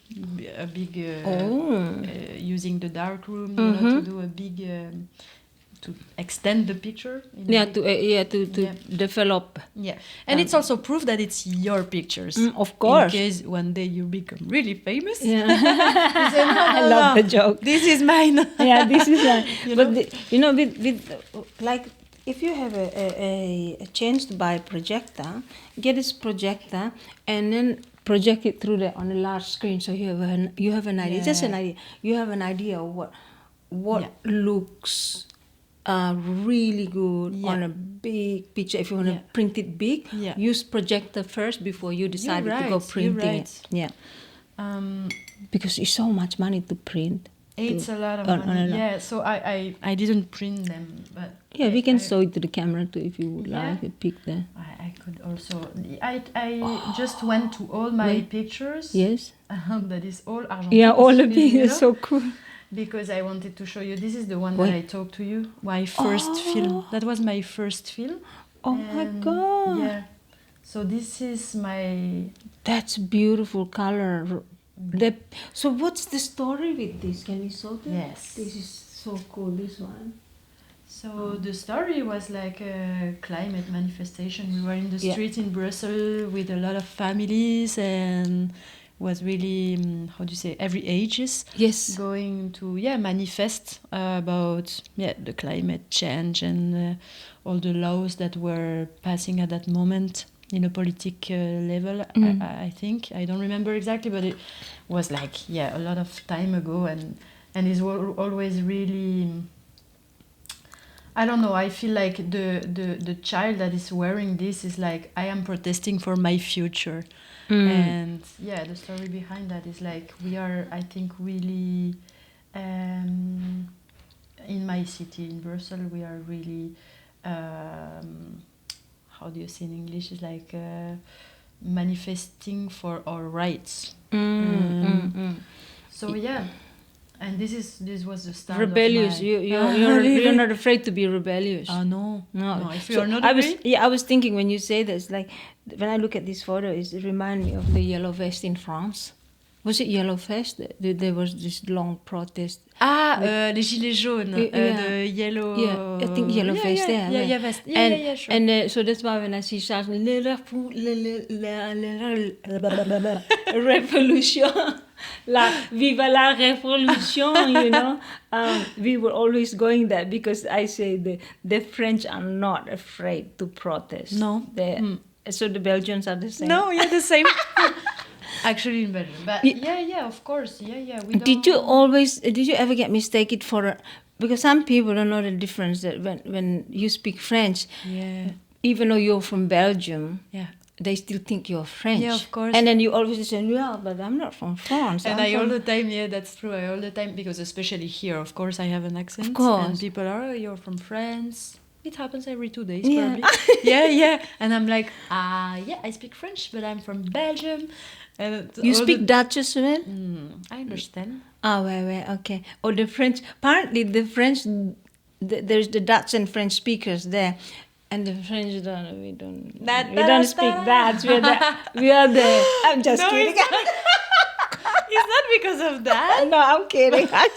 But you actually are completely true. They are speaking really good French. We are not speaking good. But for me personally, it's just because it's not really useful. This language is just no, you're not speaking this language in another. Why? So what do you think? Like, if you understand Dutch, what does Dutch sound to you? What does it sound like? It sounds a little bit like German, but in a different way. Do you think it's less posh than speaking French, less elegant? Yeah. But also, probably. I mean, I don't really like this, like the sound of the language. Allemachtig, prachtig. A little bit like that. You know. But no, it's not against them. It's just I'm living in a country that's so small but so different. It's two cultures that are living pretty much together. In Brussels, it's bilingual. But again, bilingual for the part of for them, because we are not. I mean, the French keep to themselves. The French speakers. Yeah. That's really a reality. I understand it is if they are. Like, I'm aware of them after meeting so many. Yeah. That's crazy. And we have different way to live. We have different way to vote. Where we are really different. We are really, I think. How do you say, laughing about ourselves as French speaker Belgian. That is why I'm different from them. They are more like having this German mentality, I guess. Like it's more strict, more okay, less dirty in the streets. In like if you go I love the division in one country because of language. And actually, it's the same people, but because of language, it's them and it's us. It's in every place. But the thing is, knowing that and still be aware of that and acknowledge that you don't have to be creating more divisions. No. And that's fantastic. And actually, I feel in Brussels we are Bruxellois. It's like we are coming from Brussels. We are not.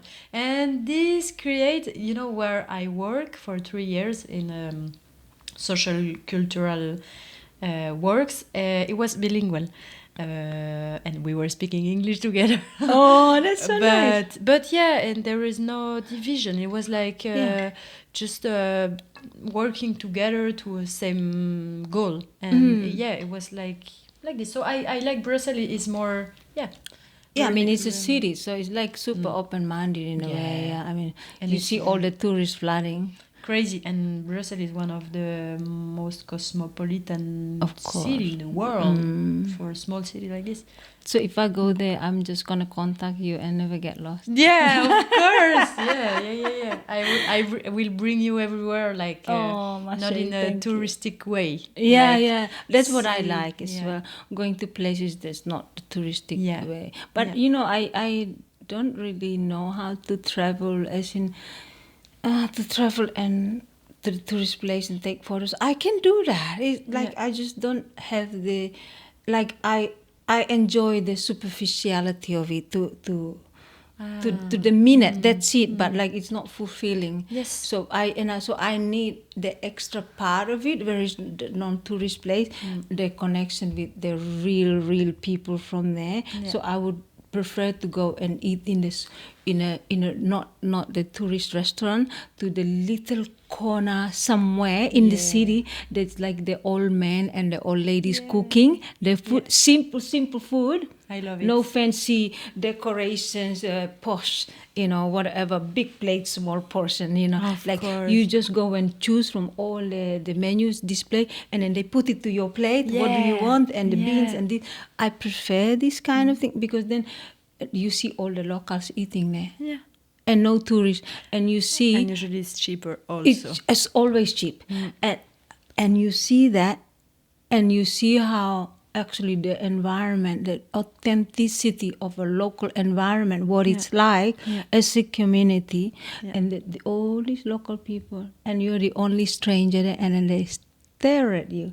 And the best thing is that's the curiosity. They start asking, so where are you from? Yeah. And all the tourists are with tourists, and I'm the only tourist there, and yet I feel like I'm a local in a way. Yes. It's such a... I like that. And so, that's why I kind of always feel like I prefer if I could go and live for months to years until I speak the language. I really get it. I totally agree with you because... And that's what you're doing now. There are a lot of people that are traveling so much, but they don't really go, they are not going to, they are taking pictures of people in the streets, but they are not going to talk with them, to know their stories. I don't say that you need to stay more a few years, but of course, if you want to understand how these people live, I don't know, to be really part of it, and that it is reflects in your work, like as a photographer, as a, I don't know, anything. But yeah, of course you need to be involved also with them. Go in the local places. This was the interesting point that you mentioned about taking pictures of people that you don't know. This is what happened to the German photographer. He took the picture and he saw us again. Me and my friends who play drum, and he said to me that he looked at me, he's like, oh, her face so familiar. I gotta go and talk to her, and she's like, were you playing the drum there the other day? Because and he pulled up the photographs, beautiful photographs, and in the end we end up talking and we have the best conversation. And I was thinking, 21 years old with an amazing social interaction, social skill, and I was like, wow, I wish my English was that great at his age, and the openness was mind-blowing when you're English, when you can communicate in a foreign language. That's why language is such an important bridge, because it helps you to connect, to understand even better on how to express yourself, this kind of stuff. Anyway, that's so true. Sometimes I feel limited here also. Because of the language, Exactly. Learning. So, what other pictures do you... I have different... pick the one that you like. I wanted to show you also. Yeah, this is my... that's so interesting. This was my first pictures shooting. Wow. These are interesting. I love this one. Look at his face. The whole thing. That and everything. They're not charging perfect, so maybe they... this is so fabulous. The lighting. Oh wow. Yeah. So. Oh wow, they are lovely. Backstage, just before starting. Yeah. So that was really. Yeah, that's really nice. The one that I took for the shooting. Should we show a little bit on the camera? We put it here. Yeah. Super nice. We just display like this, and you can. We can do it like that actually. And you can just go. So. I like those. The composition is beautiful. And that was actually just to try with my best friend for this kind of that's what it is, experiment. Yes, exactly. And then we said like, ooh, sexy. I love this one. I love this one. This was more official, and it started this is beautiful. Another beautiful one. We were in an abandoned building, and that's the thing, you wouldn't know. No, you wouldn't know. And this is in the laundry that we just it could be anywhere. Yeah, could be in a train, could be. That's beautiful. Yeah, that's beautiful. What's that? It's actually the machine, the in the laundry. Ah, see. Oh, this is still in the laundry. Of course, the door. Yeah. And wow. yeah, this there also. Backstage. Yes, exactly. The backstage again. Fashion arrangement backstage. And yeah. Super cool. These ones were a little bit later. Oh, there you go. The makeup stuff happening. And that's what I was saying. Like I kind of love the light also. I love it. Yeah. It's like a painting. It's like a soft light. And something that I didn't say is like I am never ever retouching my pictures. Never. So they are brut, like they are pure. They are. I don't touch nothing because. That's so cool. But you see the expression, like it's beautiful. Yeah. Yeah, of course. Very natural, but she has nice features as well. Beautiful jawline. Oh, sorry. What did I do? No, I think if I do that, yeah, these ones. This is, for example, like I didn't have enough lights. Yes. But at the end, I don't know if the camera can see, but at the end I like it because there is like a dark. This is really just soft. Yeah. Yeah, and what you see, the most important is actually the brand. Label. Yeah, the brand. Yeah. So yeah, this was the shooting one, and then some self-portraits of me. Oh, this is nice too. Look at. Yeah, this was in the same place, and yeah, I had like this project in Byron Bay. Yes. A friend that started. It's not charging, so it seems a little bit blurred. That's okay. He started a business of Zentai massage. Zentai massage. And he invited me to take some pictures with my camera, just to show his work. It's not really. He's not charging because I think I'm not connected to the Wi-Fi probably. But it's okay. And I took this picture also because I wanted to have a picture of that's Kali, Itai and Emily. I think also Emily last night. Probably because he was with the Itai because we were dancing together. Yeah, she's amazing human. I was living with her.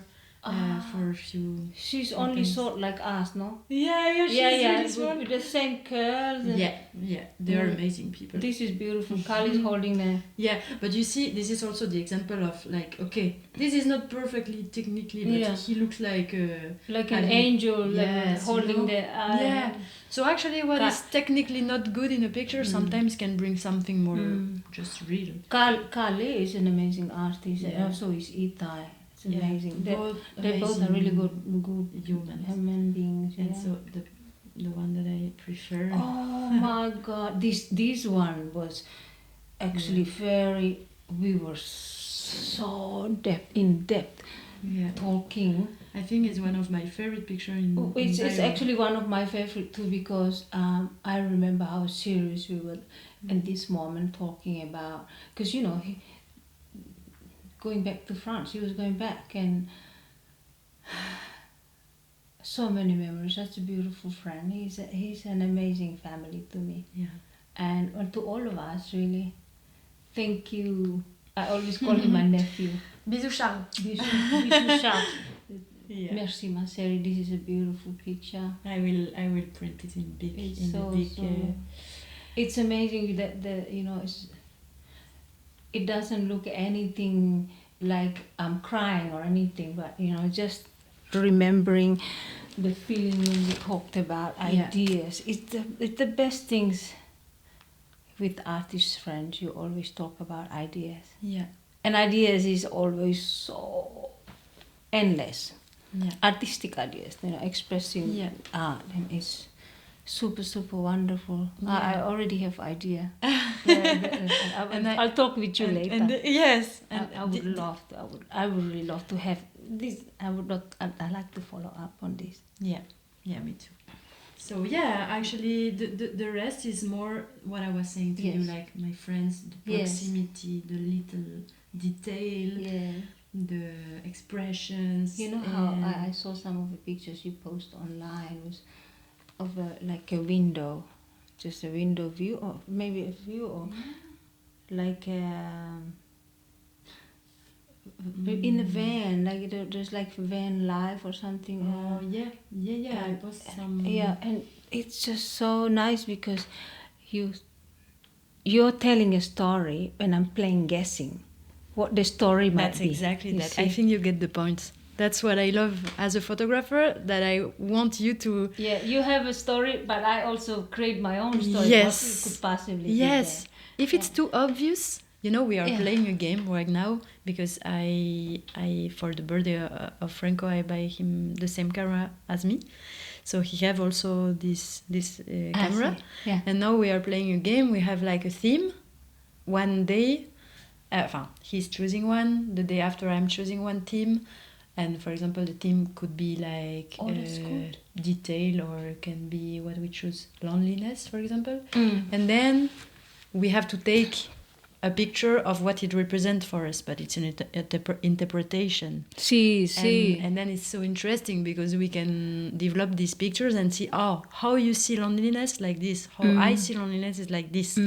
So the interpretation of the person that is looking, when it's too obvious, I don't like it. But when you can create when the person that will see can create a story, curiosity, or a sense, this is what I like. And I like also to put different pictures together, because they are saying a story, and that is a different story if I choose different pictures together. Yeah, that is another different story if I choose different. So much. Are you interested in filmmaking? Yeah, me too. Of course. Yeah. Later, I would like to show you pictures of what I do. Photography. I My would photography years. Yeah. I love cultural image. Yeah. Because like it's sometimes it's ceremonial. Yeah. And not like a Western wedding ceremony. No, because I have some of that, but.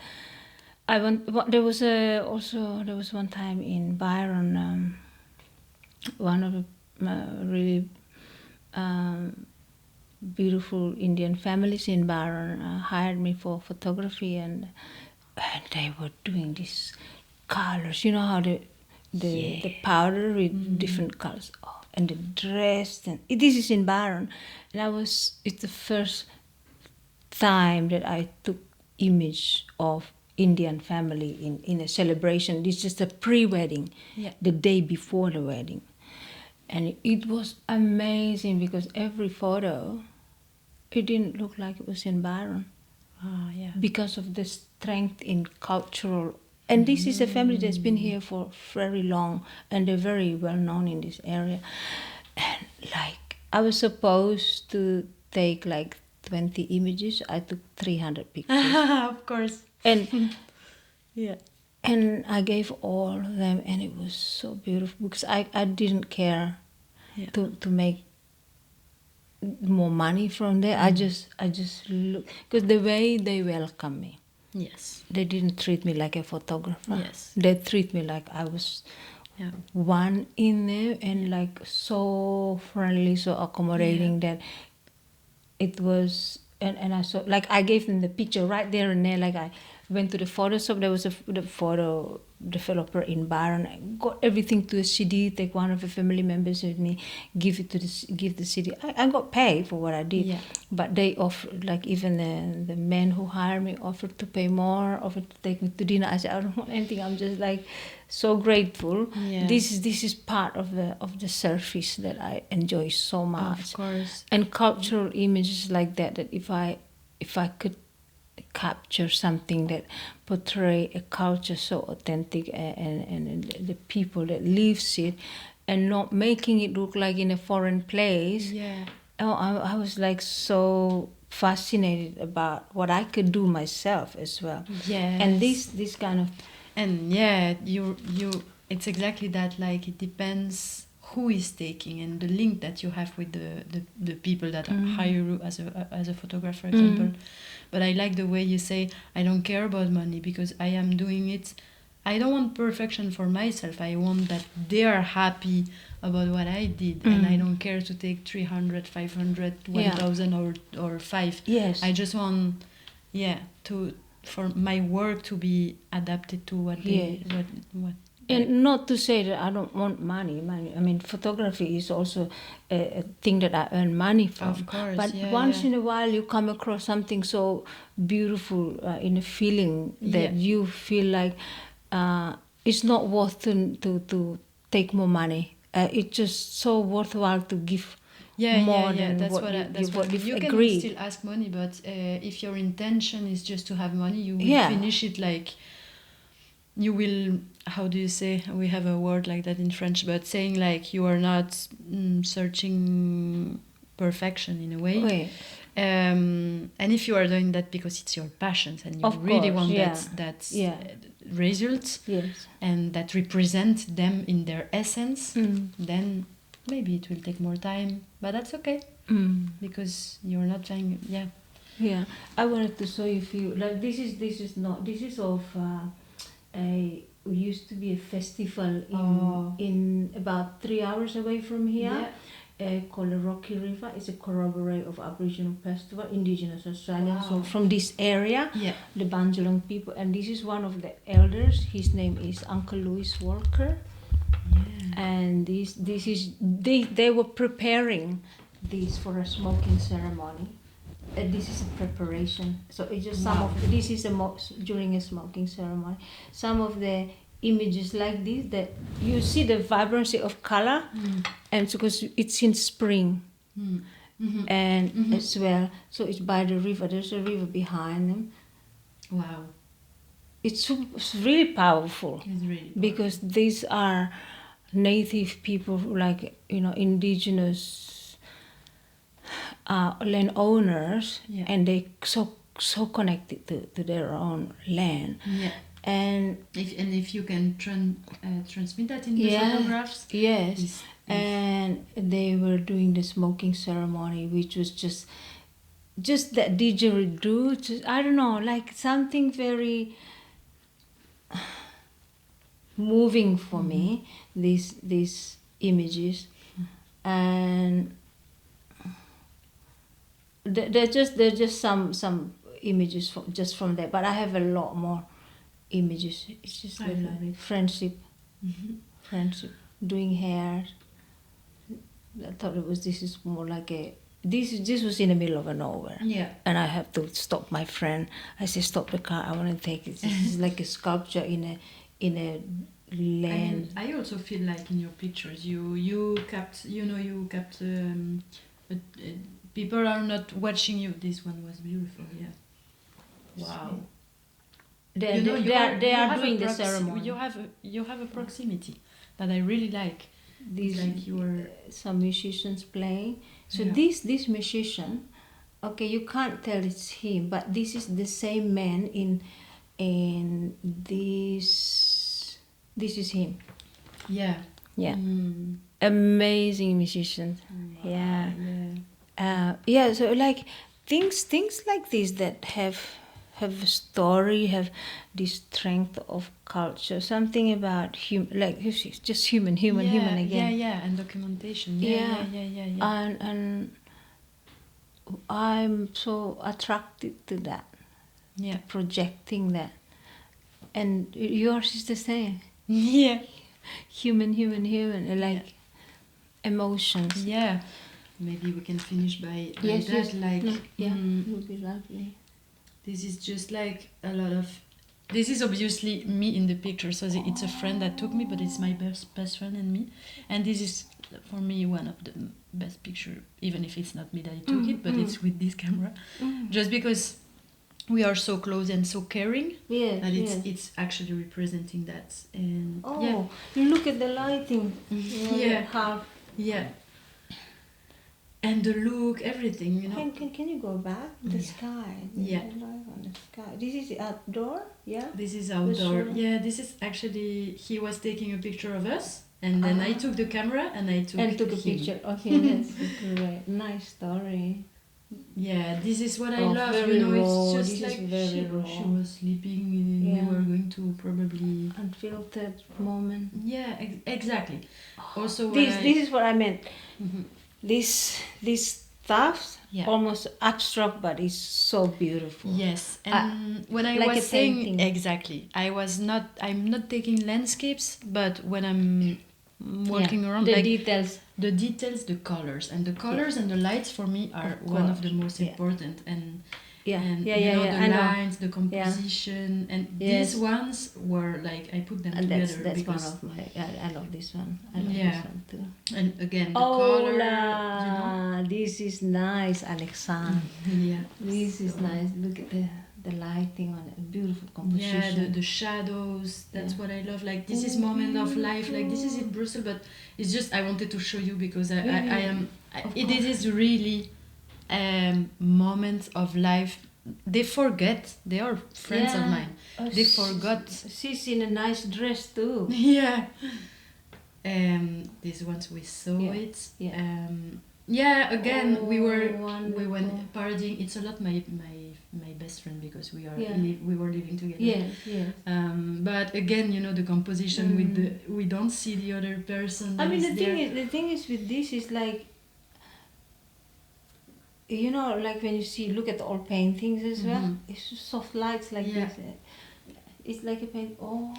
This is a festival or something. No, this is a manifestation again. I think. Okay, that time. Maybe during COVID or Palestine. So this is like in a stadium or so. So what's now behind? this is the European Parliament because we were in Brussels. But this light is a default of my camera. I see. Yeah, but at the end I was thinking. That's amazing. I didn't realize. Good. I was thinking, how do they do the lighting and stop halfway like that? So no. This is the problem of my camera that happens sometimes because I have to put some scotch. Yes. But anyway, I like it this way. Yes, it's turned out quite nice. This is beautiful. When I was talking about shadows again. That's nice. And lights. Even nicer. Abandoned house? Abandoned house that we created a festival with my friends inside. You see how the light is sharp at an angle? Yeah, and also why I love like empty spaces like that, abandoned, because they are also like telling a story. It has a history. Yes, there are people who used to live here once. You can even feel the dust. You can even smell the dust, or you know what I mean. It's like having a feeling when you also watch like when you look at the background with the nature, it's like you can tell it's an abandoned and overgrown garden, and how this is this sort of thing. When I look at Alexane, it reminds me of how we live. We are so busy accumulating so many material wealth in our life, right? You build amazing homes like this, you create amazing garden, you only live for a short time, which is beautiful to get to enjoy, but sometimes we forget that we think we build it for our children for the next 5-7 generation. The thing is, you will be lucky if your grandchildren is going to live in there, because they travel and all that. At the end, the house get left like this, and your photographs that you decorate the house with the soul of all your friends who are dead now and all that, you turn into nobody. You're just a decorated photo on the wall that nobody cares. And the children, they're so old, they don't try to. The grandchildren, they maybe take it and put it in a second-hand shop. The little antique stuff that you collect. So that's the sort of thing that makes you look at life in a different way. All that you accumulate now you can't take it with you. So what is important? We have to question, like that. It creates a question. What is it important for me? And what is it? The big house? Is it the portraits on the wall to show people, and how many people is gonna be invited to my house and get to see how extravagant? Now that's the thing. You can have everything, and then you don't get to invite so many people to come and show it off, or not everybody wants to come and look at what you're showing and off as well. the truth is, like, no one cares. No, exactly. Like, instead of collecting a lot of shit, Make beautiful memories. yes, collect pictures and moments. Make. This one is lovely. Yeah, this is the same place. The place was pretty amazing. Like it was like a castle, actually. Wow. Yeah, the colors again and the lights. The green, so soft. Yeah, it's amazing. Wow. you can feel that life appears there before.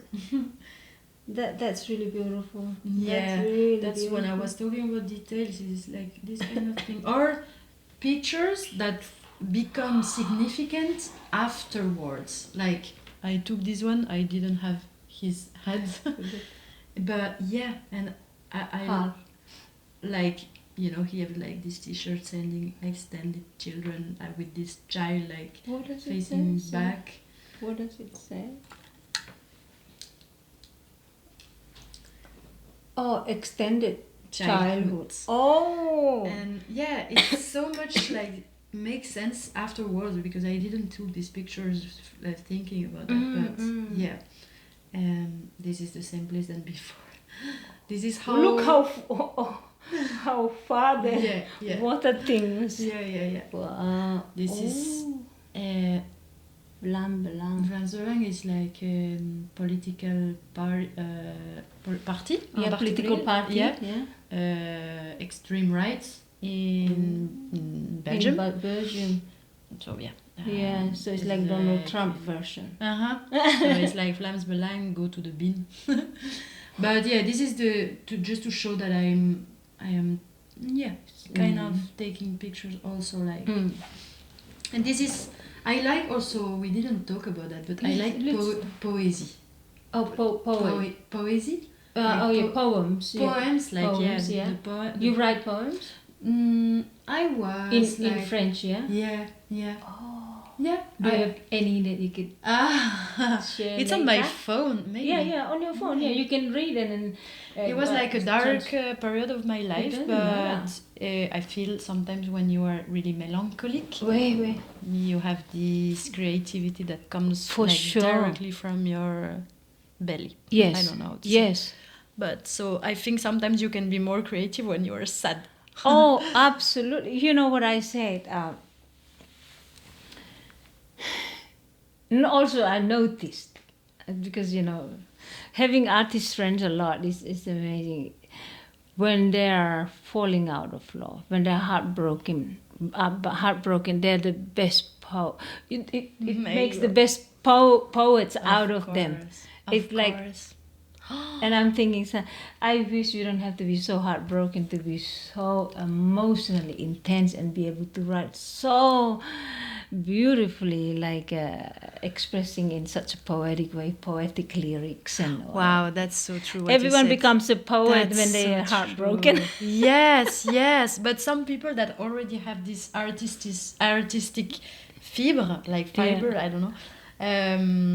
It creates something in them, like so beautiful in a way. It's one time I buy this book, like how to be creative in this you know, the waves, you are like that, and then in the down of the wave, you know, and when you are bad. But for example, like as you say, when you are heartbroken, but you broke up, for example, this can be like so I can to the edge of life.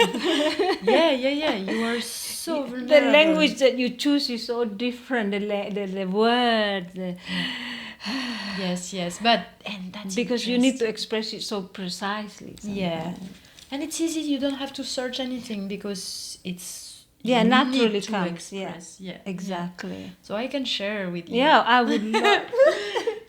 So I like poems, like poesy this was in Marseille, and it was again the lights, the beach full of these look so classic, almost like an old photographs. All of these actually look like really old photographs. Yes, and you know, this one it was funny because when I was moving in a house in Bangalore, it was actually the house of Itai, no, not Itai, but Kale and Ray. Yeah. They were in Europe to make a music tour. Oh, and yes. I is rent. that how? Yeah, that's how I know them. I rent their house at that moment. Kale and Yeah. Oh. And in this room, there were a poster, like looking exactly like this picture. No way. But no dates, no dates. No. And with my housemate at that moment, we were like trying to find where is it, from which year. And I was thinking, it's amazing because we started to make like to watch every details. Okay, if he has a phone, it means that it was after this year. Yes. When you analyze look at everything, to find the thing in the pictures, like the way people dress and stuff. Yeah. So that's so what did you figure out? We ended up by ChatGPT. Oh yeah. Did it help? Yeah, I think he was like, but you never know. I don't remember, but he was saying, it's probably in south of France, like this one also. It is in Marseille. Ah, see. And I need to find again what he said, but it was like, he was giving some estimations. He was also analyzing like, they have this kind of hat that was really special of this period of time. Yeah. So, and I realized at that moment, wow, it's so interesting. We could be 2 hours in a picture finding. Looking. Yeah. So and wow, I love this one. And sometimes I feel one picture doesn't mean nothing, but when you put together, it means a lot. And these ones were like part of a whole thing. This is so nice. And this is the part in Australia. So in Australia, Yes. This was my kitchen for the film. I think this was what I was talking about, like of a window view. I remember that. This. Yeah. Look, it's so beautiful. It's possible, yeah. You go back, you see, what I really like about this is there's the lighting there that comes to here, but because there's not much vibrant colors, but then that stands out and this stands out in great composition. I didn't even see and that. Of course, and there's the yellow. So it just few strong colors that makes it stand out and create the depth. And because of that, you would put your attention on the... Of course. Yeah, of course. I didn't even see that. But sometimes you watch a picture and you're like, oh, wow, it makes me feel something. I don't know why. Obviously, it's because of the composition, the light, the things that you can analyze afterwards, but you're watching, you're like, wow, it makes me feel something. Why? Interesting, Yeah, I think that thing with art, I think that you seek balance. Yeah. And I think that everything in life is we seek that point of balance. Yeah.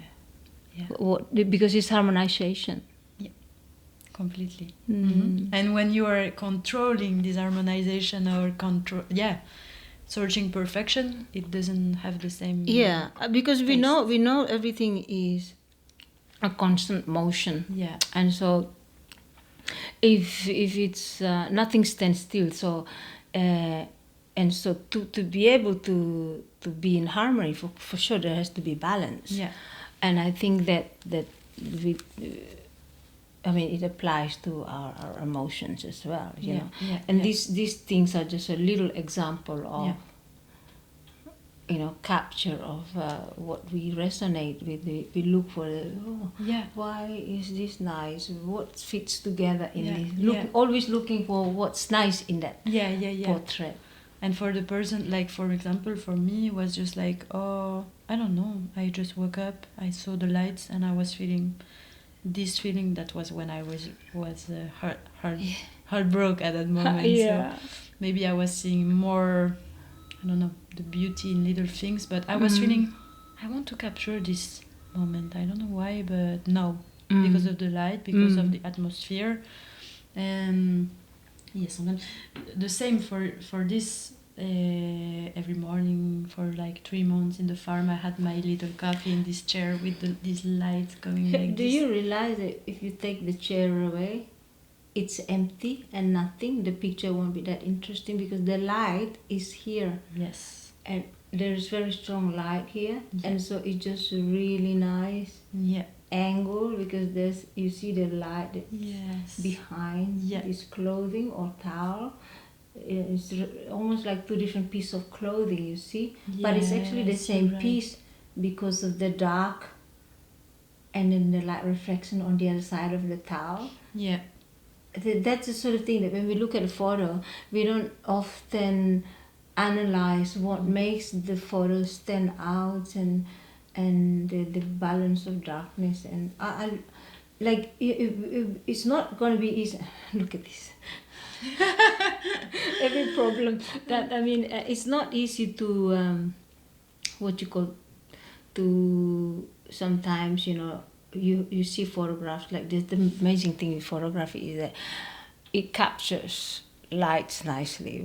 If you translate it to a painting, it's not that easy because you play with shades. I have so much respect for people that are painting. I couldn't really for me it's like a good painter is like they have to understand depths and lights and stuff like that. But people go and study. I don't know. I don't study. I don't know how to put myself through studying. I think it's better. I just have to explore it. I don't have the patience anyway. No, and anyway, maybe sometimes I feel if you study, you are putting yourself in a case, in a category, and you are maybe more free. If you I guess in a way for me, it's my study. I mean, this is like, it's a study for me. Yes. To paint because I explore so many different things. I'm free to explore. Yes. Like people have a style. I don't have a certain signature style. I don't want to have that. Yeah. I don't feel comfortable. And it's representing you also, and that's you exploring all the time, and don't identify you to something specific, and that's actually that's why I say like I'm not limited to. I don't want to limit myself to one thing. No. So like you are this, you're that. You're everything and you're also nothing. Yeah, you're everything and nothing. That's completely that. Yeah. Oh, busy eating. Yeah, I don't know what I have with people eating, but I have a lot of people eating. Oh, because it's a like concentration. Yes. You try to eat and you read a book out loud to somebody. You can't do that. No. And it's a ritual in a way to the body. Completely, it's a ritual. And again, you see like a little bit, because I know he has expression, but he was my housemate in the farm. He's a little bit like really focused, like he's enjoying, but at the same time like finishing it, like savoring his food. The last one. So this was this is nice. This is in Vipassana. That was my room in Vipassana that I did not in the bloom, in Nusa. Oh yes. So 10 days meditation retreat. Oh. Yeah, without speaking. I've heard about this. I cannot do that. Charles did it a couple of times. So I don't know if I could take pictures, but like not speaking. No, and not watching the others in the eyes. 10 hours meditation every day, waking up at 4:30, I think. It was 4:30. Oh God, okay. You are so spiritual. I cannot. I'm not spiritual. I think it was a good experimentation. I was feeling after, because when I arrived in Australia, I broke up. I have those moments really hard and dark. And then that was a moment I was feeling better and thinking like, okay, let's see if I'm better. Actually, I will go there and see how I can face myself. Yes. Because it's something like that. It was hard. Yes. Because you are not controlling. Yes. You're not in control. Yes. No. Wow. So yeah, that is one of the only picture that I have from this moment that was really special, because It's a great memory. Yeah, it is a memory. You are cut from the world. This is Jasmine. This is so the light is like, because the film is But this is a soft light, sunset or sunrise? Something. This is when the sun go down. Oh, sunset. Sunset. Yeah. This is the sunset. Yeah, look at her. Beautiful eyes. She's staring right at the camera. And she's got beautiful features. She looks really beautiful. Yes, her hair, everything. And beautiful composition. Yeah, and the light that is going just under the eyes. Yeah, I took some of the friends. Monk. Yes. Yeah. Ultimate monk. Oh, beautiful man. Here is our friend Andy. Yes. Nice. Oh, the joy. Yeah, That's joy. Him. And him. He's so him, the little, the way he loves all the time. I can hear him. He's gorgeous, this man. He fell from the sky. Yeah, I think yes. I told his girlfriend, like, the two of you just fell off the sky. And they are so beautiful together. When I see them, like, they are going together perfectly. He is absolutely beautiful. This is me again. This was my housemate. Oh yeah, beautiful hair. He's now men have, some men, they just have gorgeous hair, much better. Like, and we women, we try to look after our hair, and there they go, they don't even wash it. I know, he's living now. It's like he's got the best hairstylist or something. And it's actually someone that you would love. His name is Daniel. He's Australian, and he was living in the house of Kale and Ray with me at that time. And he is doing Zentai massage. Oh, he's the one doing that. Yeah. And he's a beautiful spiritual human. Have so much nice conversations with him, even if I sometimes didn't understand him because he had an accent. But still we had a really good relation, because I think we have common ground. Yeah. He's a special, really good human. As I said to you, it's here we go. Fascination with eating. I don't know. Like it's the moment, the authentic moment. That's exactly unfiltered. That's exactly that. Unfiltered moment. No, I don't recognize him with the hair. He has hair? Yes. He's always shaving it bald. Yeah, no. And actually, interesting, because he has quite blonde hair, but here looks quite dark. Yeah. And he looks older as well. Yes. He looks old. He is so funny. Yeah, I agree. Yeah. He always, it's so funny, because I'm like a sister to him, but also like we always have the best joke for each other. Like, I understand him. Yes. I understand him being so sarcastic, and I you get the point. Yeah, because I absolutely, because people like, he says things and people don't understand, and they thought he's being mean. Like, no, he's like, and I replied the same, and we just laugh so much. I think you have a gift from nature to understand people. Also, I understand him so well, because like people think he's flirting with me. He's not, because it's him. Every time you can't, the thing with him that I love is that he meets somebody, especially if it's a girl, it just breaks him down to his thing. A girl who sings, and if they sing in French, it's worse. It's like, oh, and Francesca, I met this beautiful singer, and when she sings, and he talks like he's like butter. He's so like Italian butter. Also. He melts like butter. Yes. I completely agree with you. It's like, oh, I'm so in love with her. I said, did you tell her? Like, no, I'm too shy. And oh, come on. But that thing, he has the nature of of always being in love, always just being in love, and he tells you as a friend. It's not like he's like looking at people in a what you call predatory way. Not perverted way. It's more like an appreciation of when he sees someone so beautiful and they sing so beautiful, and so like it's like for him it's like a poetry. And then he wouldn't tell that person, but he would tell a good friend, and he'd be just so mesmerized by this amazing human, and he's just secretly loved them from afar. Yes. It's a beautiful thing about him. And then, but that's crazy that he has this side on him. Like he also, in a way, wear a mask, like being sarcastic, joking all the time. You never know if he's joking or not, Exactly. But then people like that are knowing him or just being sensitive to that can see that actually behind that there is like a little. He's just soft. He's like, so soft. Just also because he wears this persona that is like.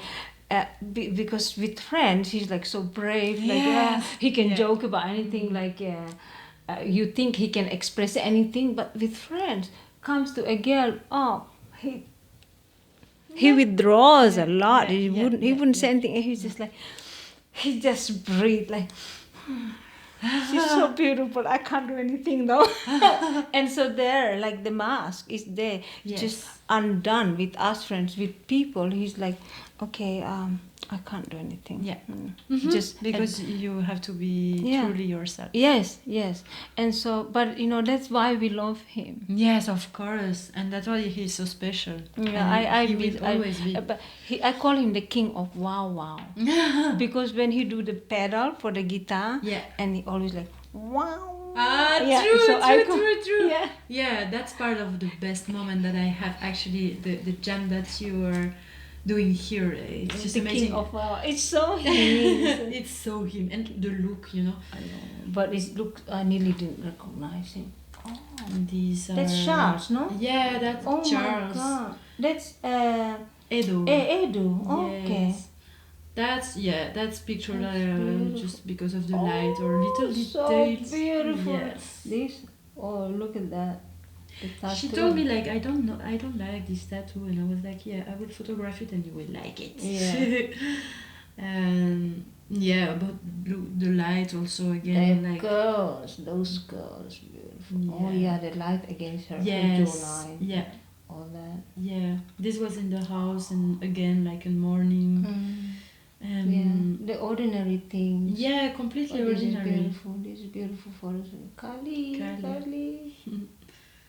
This was really special moment. What's happening here? We were how do you say? We were pretending that it was a phone, but it's just like a shower. Portable shower. Natalie, huh? Yeah, Natalie. We were laughing so much. That moment was really funny. This is Stefano. I thought so. And just beautiful. Special, I think. Oh. I wanted to photograph the what you call this thing, brake or something. Brakes, I think it's the brake. No, the gear, the gear, the thing that changed the gear. No? I cannot help you. The brake is not that bad. My English is not as perfect as Alexane, you don't trust my English. It's messy. It's my third language, but it's the longest language that I have spoken in my life. Longer than my mother tongue. I mean, you are having a lot of vocabulary. You are speaking better than me. No, I write better because it allows time to really think about the right vocabulary to express, especially when it's with poetry or with like explaining a piece of painting. Because before I paint, I know what I'm going to paint, but it's the process that I don't know how I'm going to do it. So I have to a degree a knowledge of of how I'm going to do it. But along the line, there's a doubt that, I don't know if this is going to work this way, or should I do it another way?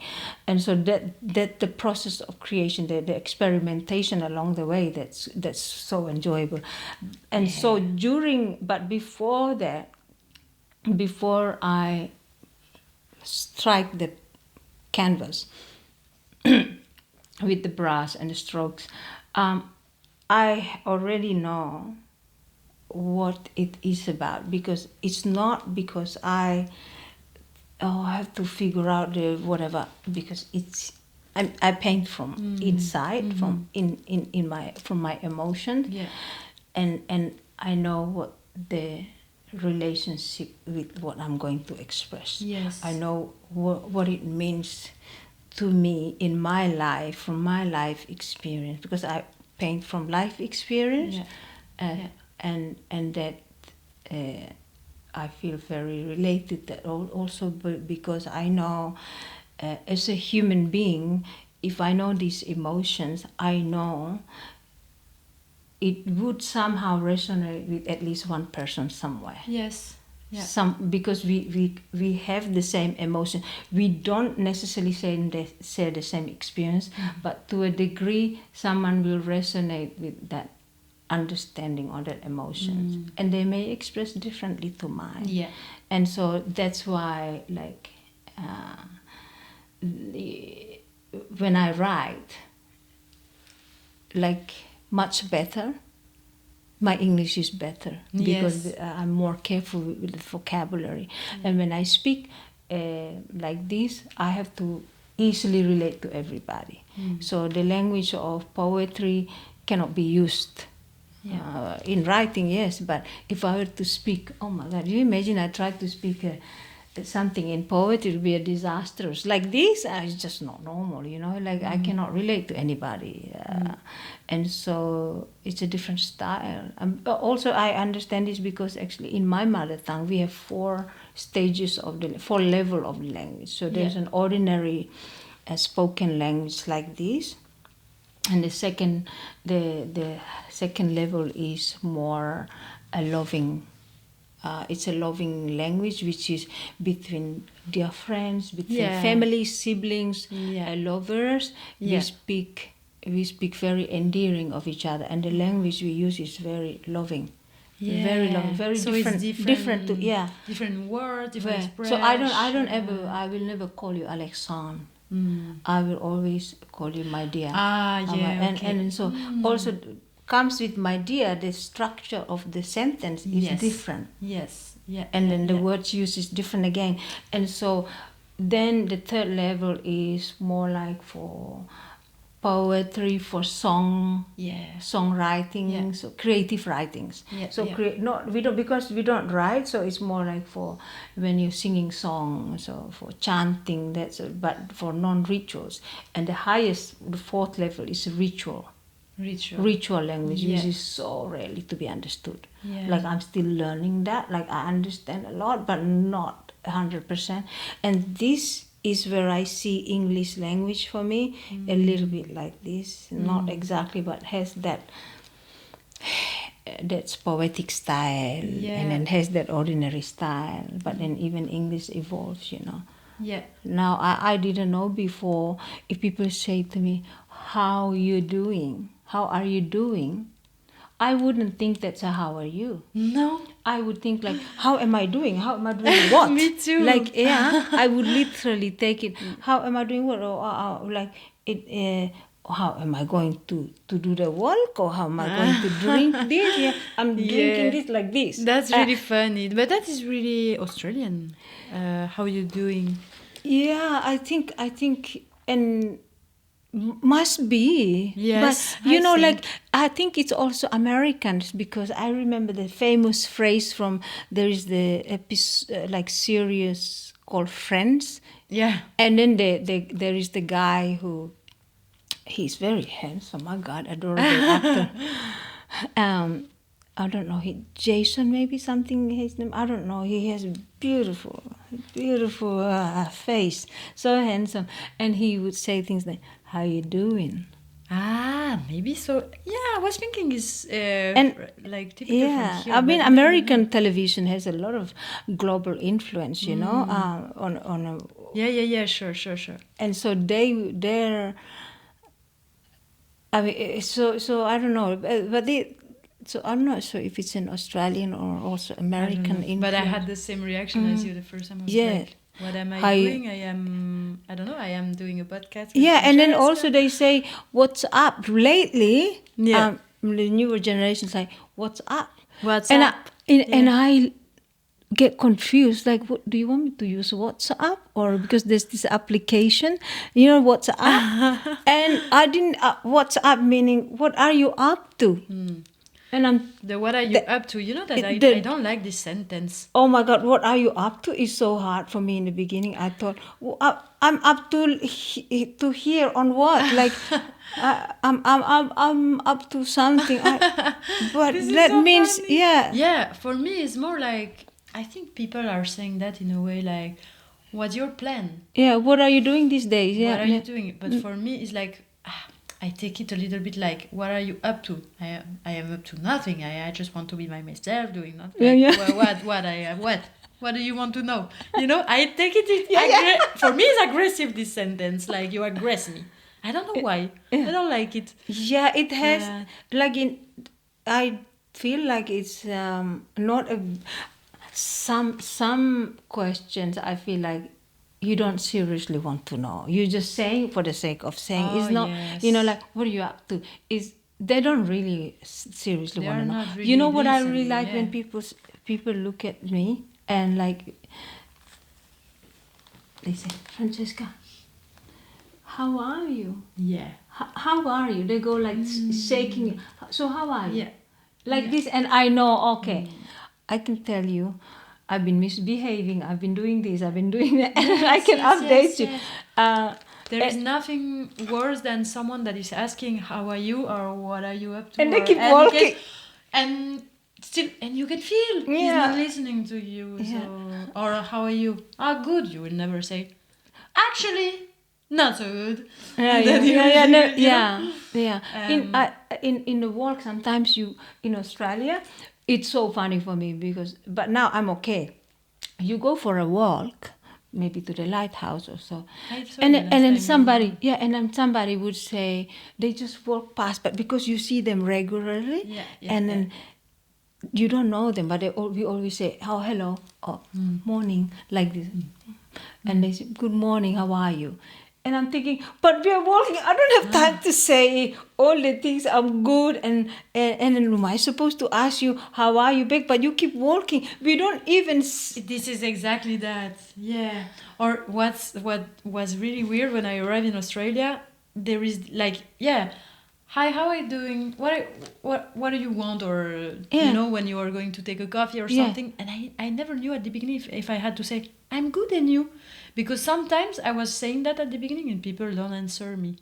Yes. So I was like, but she asked me a question. Yeah, so why do you ask if you don't care? And if you, so I was like, this is just a polite way to say hi, but just say hi. What do you want? I don't know. Like I felt, I feel impolite to not answer. But if I answer and I ask her, she's not answering. Yes. So it was so little things like that when you arrive and you see it's a different culture, you know. Yeah.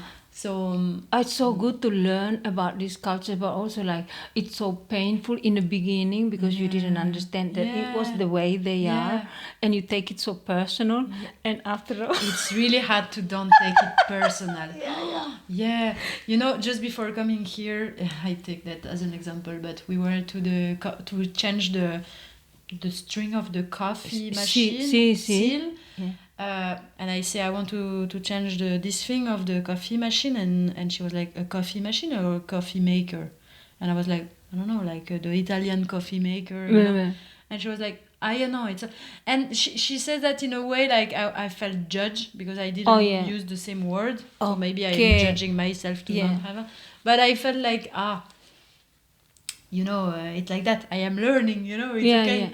But then, they are sometimes, It's hard also to come in a country when it's not your language. Exactly. You have a lot of misunderstanding and sometimes feeling frustrated. I don't feel frustration here. I can say everything I Yes, in Byron, in Byron is a lot easier for me. Yeah. If I go out, I do notice that it's harder for Australians to understand me, and some words I used to say until 3 years ago, I think I was saying "Vaikum." And this I was saying it 5 times to my friend. It's like, what are you talking about? And she's Australian. Vacuum, the one that sucks dirt on the floor. Oh, vacuum. That happens a lot. You're saying something and people are like, I don't understand you. Or the contrary. And I know she was trying to understand me. And I've been here for a long time in Australia. I still say them. And so she's, oh, vacuum. And we both laugh and laugh. But that's so good that she didn't understand because it changed. Yeah. I understood. Okay, so I say vacuum. And what so annoys me is that people are so polite. They don't correct me all these decades. I say the wrong thing and they just not. And now I realize, I wonder how many people didn't understand me. And actually, no one understands. And they just pretend to understand me. They're polite to listen. But that's true. That's something about like Australian culture, I guess. Like they're too kind. Yeah. So they will never say. They don't correct you. No, they don't correct. Yeah, sometimes I feel, even with Danny, that it's his first language, English, but he's surrounded by all our group of friends are from, I don't know, Argentina, everywhere. France, Italy, blah, blah, blah. And then we are making a lot of mistakes. Yeah. And I feel, I wonder how he see us, because we are not... Oh, yeah, the way we pronounce things sometimes is so funny. Yeah. Yeah, I have friends that they just laugh because the way I pronounce certain words, I struggle, but they understood. And because it's just with a weird accent. Yeah. And how did you feel it was so difficult for me to eat the food in the beginning. The food? Yeah, because when I arrived, I wasn't in a place with a variety of food like in Byron, so it was so... Where did you arrive? Oh, I Sydney. Bondi was different. Oh, yeah. Yeah, so, and there's like a lot of sandwich eating here, and pies. Oh, yeah. Like this stuff, and it's not very... not I love flavor, lots of flavors, that's just a little bit. I don't know how to say. How was it for you? I am vegetarian. See. Like I mean, all my family. So I always need to find alternative to meat, but. I don't know what happened here. I started to eat a lot of fish. It's cheaper than in Belgium, probably. It was not so... No, it was not so hard, but... when you're vegetarian, it's easy because you're based on fruits and vegetables. But that's for me... Eggs. I'm vegetarian. I'm eating fish. So I'm... Pescatarian or something? Yeah. That's the hardest thing for me, that I eat a lot of the same food like you, vegetables and fruits. But that's the thing, it was before the variety wasn't much, and I like different kind of vegetables. And the supermarkets back then had a lot of broccoli, just really spinach, just very simple stuff. And now, like in Byron, they have a lot more variety of things. And you can... I realized also, because I didn't know there were shops that you have to drive so far away to get some exotic stuff as well. But what is the common food that you you have in Brussels, when you before you came here, what do you eat mostly? I mean, in terms of vegetables, because like like I realize here there's some you can't find vegetables in Europe. Yeah. Over here. Really classical vegetables like zucchini. Yeah, you can find them here. Yeah. Simple. No, like practically, I didn't change so much my food here actually because, yeah, I am really monoproduct. When I like something, I will eat every day, all the time the same. Oh yeah. Oh, you can. I can. So can you cook? That's a problem. Can you cook one thing and you can eat the next day? Oh yeah. And the next day again? Oh yeah. That's what I'm doing. Oh, I can't do that. But it's not good, I know, because you have to have the diversity in your alimentation. But the thing is that it's easy. I don't like to cook. My father was for 10 years, he had like a restaurant in my house, so he's like a chef. Okay. So I always eat really good, vegetarian, healthy, but without cooking nothing. For me, it's like, ping. Yeah. I don't like to cook. I survive a lot on chewing raw carrots. Yeah. It's the easiest cooking, right? Yeah. And you don't have to cook too much. Like, okay, so for me, a classic day, eggs in the morning. Yeah. Like, egg is so easy. Oh my God. Eggs. I love eggs, and it's so good. And then coffee. I am addict to coffee. Just before you offered me this coffee, I took a coffee like 3 shots. Oh. But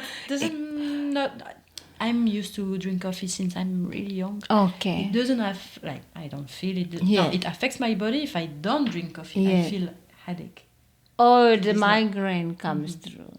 This is your problem. The trick to it, if you're gonna stop coffee for one day suddenly, and you have to avoid that, is to actually keep drinking other liquids. You keep drinking, even if it's water. Keep drinking all the time. You need to keep drinking. Yeah. Is to trick the mind, and you don't think about the coffee. It works because I'm not addicted to things, but I don't have any addiction. Even with coffee, I can choose to drink it for months and months or even years, and I can just say to myself, I don't want to drink coffee for 6 months or for 2 years, no problem. And I wouldn't have that headache, but I sort it out because I used to have the headache, and I'm thinking, well, I don't want to, even if I have the headache, I don't go to coffee to get rid of the headache. And one day, what happened, I thought maybe I just need to drink something else. And I did that. I just drink water, constantly drinking through. Like, of course, I had to go to the toilet a lot, but it actually didn't give you the headache. So that's the thing that I know. Maybe it won't work with you, but it worked with me. It could help.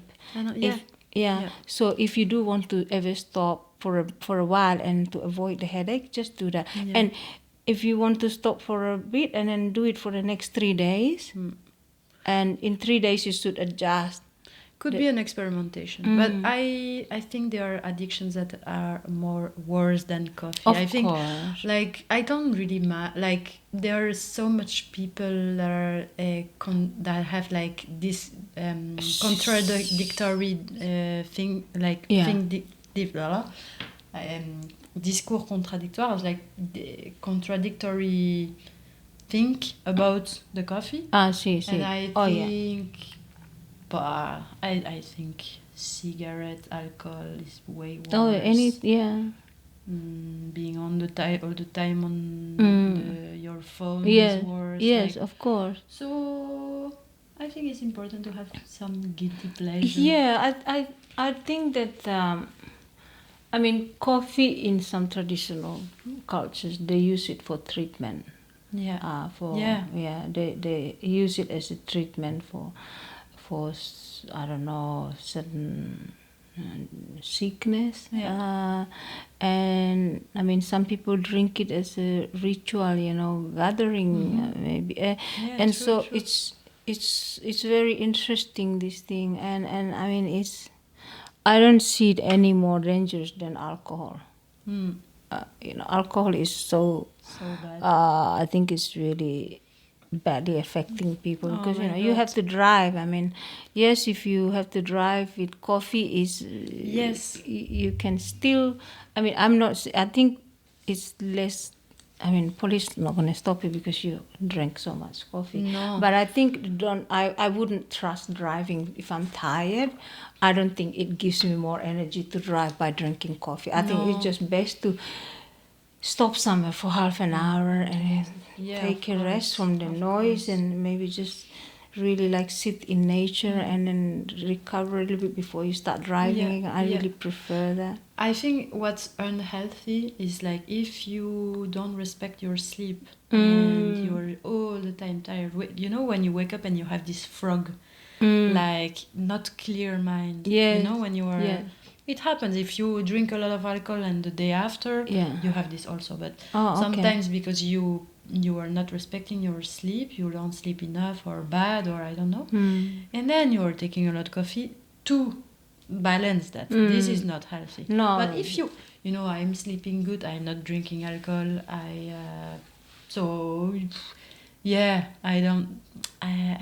will not. With alcohol you lose sometimes your, I don't know, I feel it's a lot of things. You lose your power of action, you are not really connected with you, a lot of things. You are taking a mask, you are avoiding things. Yes. I don't think coffee, this is my personal opinion, but I don't think coffee is doing that. I love the taste of coffee. You can give me like, how do you say, decaffeine without the caffeine. It's the same for me. Yeah. I need to see what happened in my body. But Yes. what I love is the taste. You know, coffee for me, like I know that coffee is from the coffee bean, but I experimented with avocado seeds as an alternative to coffee. Yes. And also these other, there's a few other seeds that I experimented. And you can't tell the difference if you prepare the milk right and then the amount of the avocado seeds.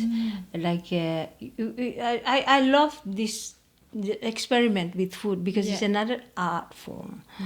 I totally agree. I think I came to enjoy cooking through experimentation, but just for myself. And one day I did with certain seeds from plants, and I gave my friend a coffee. I gave my friend a coffee. I gave my friend a coffee, and he drank it like coffee and didn't realize it wasn't coffee. No. And he couldn't tell the difference. So interesting. Yeah. I will show you later, and it's so fantastic. And I thought, like, if I have a huge farm, I would plant all of it and use the seed because it's no caffeine, but it's tasty. Wow, I never heard about that. Okay. Super tasty. And but the only reason I did to experiment because I knew from traditional where I grew up, I know what to eat, what's edible, what's not. If I didn't, I wouldn't have dared. Because I don't want to kill myself. Of course. Sometimes it feels that some people want. You know? Yeah. But I mean, like, mushroom is the one thing that I don't want to dare harvest because I don't understand mushrooms, and I could take the one mushroom that is gonna kill me, eat one time and I'm gone, you know. I don't know how to do mushrooms because you have to test the mushroom on its the pores. Do you like mushrooms? I love mushroom. I love mushroom. I mean, like mushroom for eating. Apparently there's magic mushroom. No, I'm not talking about the magic mushrooms. I don't even know this magic mushroom. They say it has a gold top or something. I don't know whether silver top or blue top, whatever that was. I have a lot of friends that are really experts on that. Yeah. Probably Danny. I don't know if you talk about that with him. Yeah, it's just so interesting, this thing that some people say that mushrooms opens up something in them, and they use it for ritual ceremonies. And it's like my mushrooms like go through the soup. Yeah. I like the mushroom frying the mushrooms and have it with omelette. Yeah. Nice. I hate mushrooms, so this is really from the beginning of my life. I have no explanation for that. It's just What makes you hate it? Is it the way it was prepared, maybe in the start? Like my parents always says to me, you will like it when you will be older. But I think it's not even started because of the taste or everything. It's just like sometimes you burn and you don't like something. You don't know why. Yes. But it's the taste, the texture. The texture, and it's. How did your parents prepare it? My father, he's preparing like amazing with some garlic, like a garlic sauce, like, because I told you he's a chef, so Yes. he have some recipe with and it looks good if you like mushrooms. Yes. It looks amazing and it smells good with the garlic.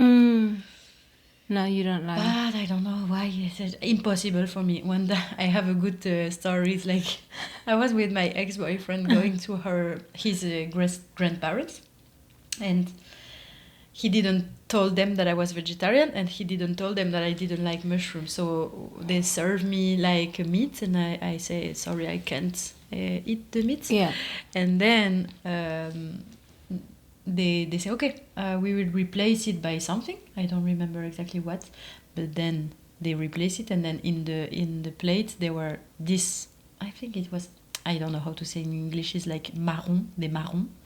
It's like I don't know how to translate, but like a brown mushroom. Yeah, something like round like that, brown, that you can cook on the oven. oven. Is this like the they harvest it in a certain seasons. Yeah, they go to the forest as well.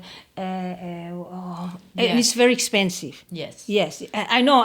Okay. I know the word in Italian. Even in Italian, I forgot because I only know the word in Italian. But you know, wait. Yeah, we are talking about the same thing. So this, and then they bring some vegetables and then mushrooms, and I couldn't say. I could, because it was the first time that I saw them. Yeah. They offer the dinner and everything. I say, no, I don't eat meat. They replace it for me. And then the mushrooms, I couldn't say I don't eat mushrooms. They would be like, who is this girl, So I said nothing. And I spent like 15 minutes eating each mushroom, like with like the vegetables, like strategically to not really. And I was like, I was not doing this, but I was like closing my nose. You don't want to smell. And I was not talking for all the dinner. I was like, don't think it's a mushroom. Don't think it's a mushroom. No, my goodness, the pressure. And then I said to my ex-boyfriend, thank you for not saying to them. It was horrible. And he forgot. Of course. And he says, that's why you were so silent. And I was like, yeah, because I was trying to, not vomit. And then I told them to these grandparents a few months later, because we were on a trip vacation with everyone, and I told them, like, this dinner, I didn't eat the meat, and I don't want it to be difficult. Yes. So it said nothing, but wow. So that was my a trauma. No, but just to say, like, there are some. But there's the thing that we tend to not. We tend to be so polite, and we suffer in silence. Yes. We mustn't do this. Yes. Yeah. I learned this with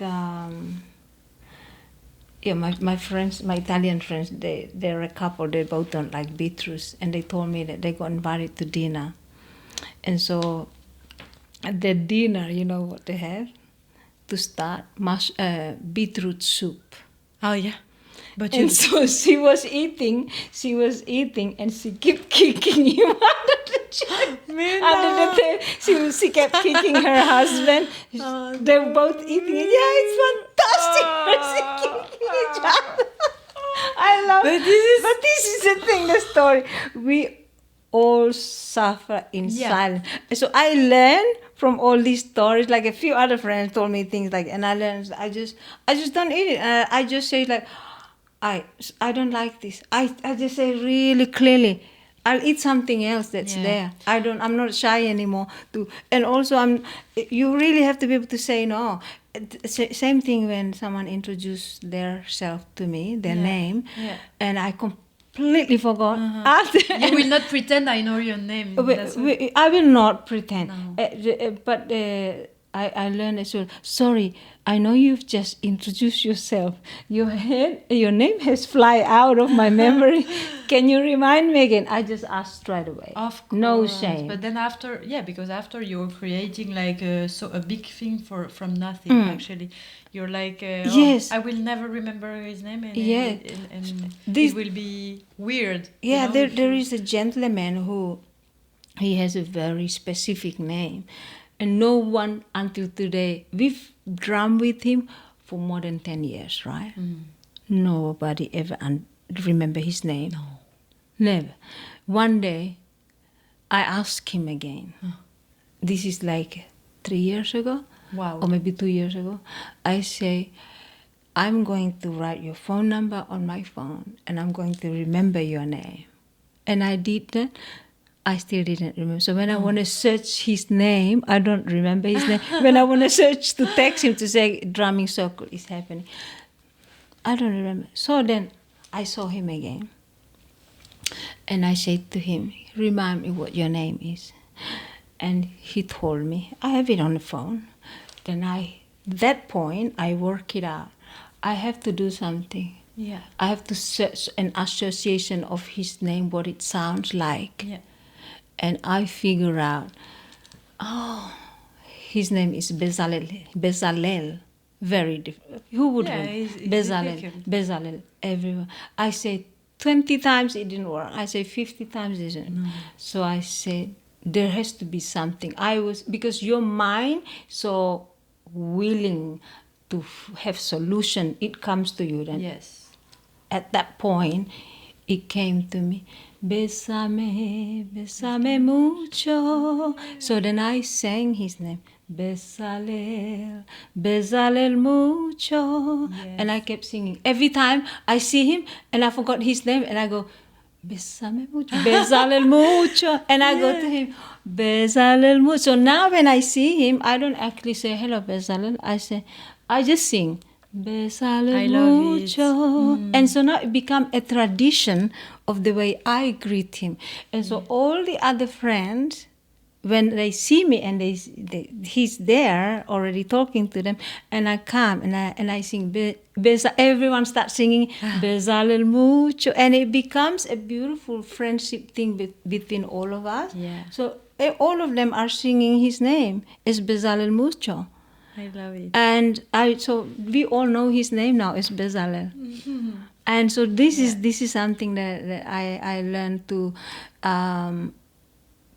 with the name, ask. Yeah. Don't suffer in silence. Say no. Yeah. Say no. If you don't like it, just say no. It's okay. We are so polite, my God. So polite, and then you're right. Eating your mushroom and not smelling it. This is a really particular situation because they were old. You know, there are people who don't like coriander because to them it tastes like or smells like soap. I know, and it's like, or you like or you don't like. Yeah, my sister, she hates, for example. I never understood why, but this is apparently from Wow. You born with that. You know, I never used to like mushroom because I thought like, who eats fungus?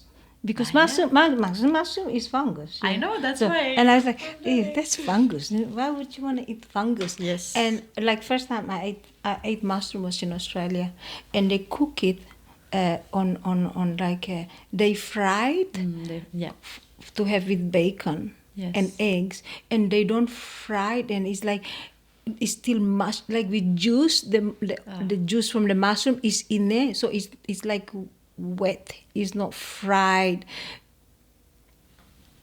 not well fried. The bacon is crispy, but the mushroom is like mushy, moist. When you eat it, almost like a calamari. A little bit like rubber, but it's also juicy. And then I don't know. And I was struggling to eat it, and I'm thinking, like you, I didn't say no. But one day, I made an accident. I was cooking the same thing, try to enjoy mushroom.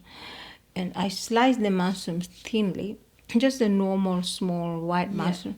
And I cook I cook until I fried it with salt on oil, and I've kept frying until it's extracted all the juice. Yeah. And so almost they were really crispy, like almost chips. crispy, but the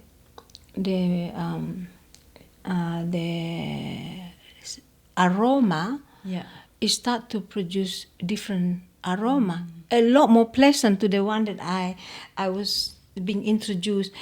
And then it was so amazing because I flipped the mushrooms all the other side to make them nice and gold brown and almost crispy, almost dry. And now I just see the oil sizzling on them. And the aroma is so beautiful. And I took one and I ate it. You know, I fried it separately from the bacon. It's almost as delicious as the bacon. Ooh. And that's how I learned to enjoy mushroom. From there on, it's finding the technique on how to prepare as well. But of course, if it's not yours, it's just not yours. But you can portion. I understand, like if there is not this texture and juice, maybe I could, if you are doing them one day, just call me, I will try them. Well, when we have dinner next time, of course. When we have dinner, I will do this and to experiment to see. And we can do it together, even if it's just for one mushroom, to see how maybe it's going. It can help me to, you know. Yeah, but this is the thing. There are so many things I didn't like in my childhood. I didn't think. In my adulthood, I start to appreciate. Because I just also find a way to do it myself. Capsicum, my God, capsicum. I know people who don't like capsicum. Yeah, me too. Yeah. But I have a way to prepare it. So this is so many ways. It's all about that. But by the way, you are. It's flavor balance as well. Yeah. You are cooking amazing each time I'm coming here. It's amazing. Yeah. You cook really good. Thank you. Thank you. And you spend time to cook also. Because I like to eat. And I eat a lot. I like to eat. I like to eat a lot. Like it's not expensive food. It's just healthy. Like good. I think preparing the food for me, because I don't like to eat out. You see, because I really treasure eating quietly at home, and eating can be myself, because when I eat I make a lot of noise. When I'm eating at home and I'm cooking and I eat, like I go and I'm dancing like like I'm eating, like so I mean in the present. I can't do that in the restaurants, and I feel like I have to be so. The table is only this big, and like my food is a lot, and I like to take my time. I can sit for more than an hour eating, because I prepare and I will eat all of that. I have friends who've seen me doing that, and I eat with so much enjoyment. And that's the one thing that I learned to figure out about myself, is that maybe I don't have the difficulties with putting weight on easily and always on a stable weight, and I don't even exercise. I'm not a sporty person, and so that's the thing that sometimes people ask how I can keep it. It's I came to understand about myself. So this is interesting, because you're doing a naturopath. That's really important what you say, because this is what I understand about eating. I eat a lot. Now, this is for me. I don't understand for other people. I can eat a lot, but the way I eat is that I don't eat with fear. I don't eat with fear. I don't eat with fear because I deliberately make the choices on what I eat. I have a self-discipline on what I eat. First, it has to be tasty. It has to taste nice on my taste bud, on my tongue. And it has to taste nice all over my mouth. It has to taste nice when it comes down to my throat, and then it goes down to my belly, like, so it's like so much gratitude for every mouthful. That's why it works, and that you keep your weight, because you are in the gratitude and not in the fear to take weight. I eat with that attitude. and just there's a lot of gratitude. So I eat as much as I want to, but I don't also over abuse myself with eating, because I don't snack often, and there are periods where I just live on the snacks. I just chew carrot all day and nothing else. I survive on snacking like that.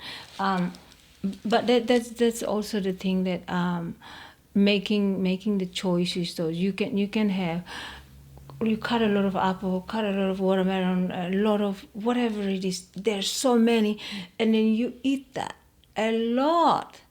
But you also know, because these things are easy to digest.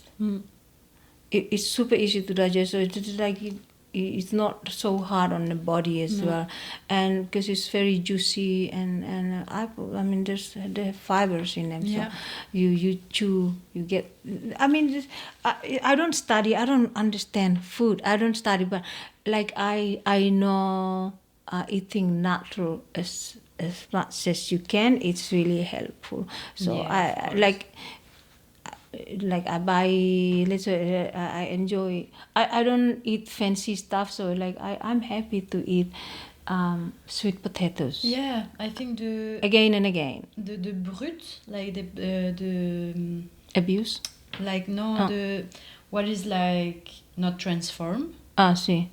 The vegetables, fruit, like you can buy in a bio is better, of course. Yeah. But I think is the best the quality and the how you eat them. Like start your day with the coffee is maybe not the best, because you will have a peak of glycemia, and then you will. But so there are a lot of different things. Like, and you can eat a lot. Depend how you. Like the quality of what you eat, what you eat. I mean, like the thing is that I think it's just normal to think that if people ask you, but you don't put on weight, it's just common sense, no? Like, you take the responsibility. Unless, of course, there are people who also don't eat much and they eat responsibly, but because they're taking medication, it causes them to put on weight. These are different scenarios altogether, and then you have to be quite understanding of that. But I think eating with fear I don't think it's going to be a nutritious food going into you.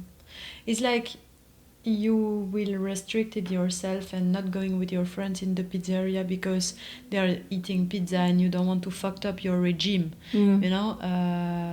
But if you do that and you are going with them and you eat your little salad, you will take more weight for your salad because of frustration than if you enjoy the pizza once every month. I mean, of course. I like pizza, but like not all the time. No, of course. So if you are actually, listening yourself, listening your body, if you are connected to yourself, then you will maybe realize you will eat way less.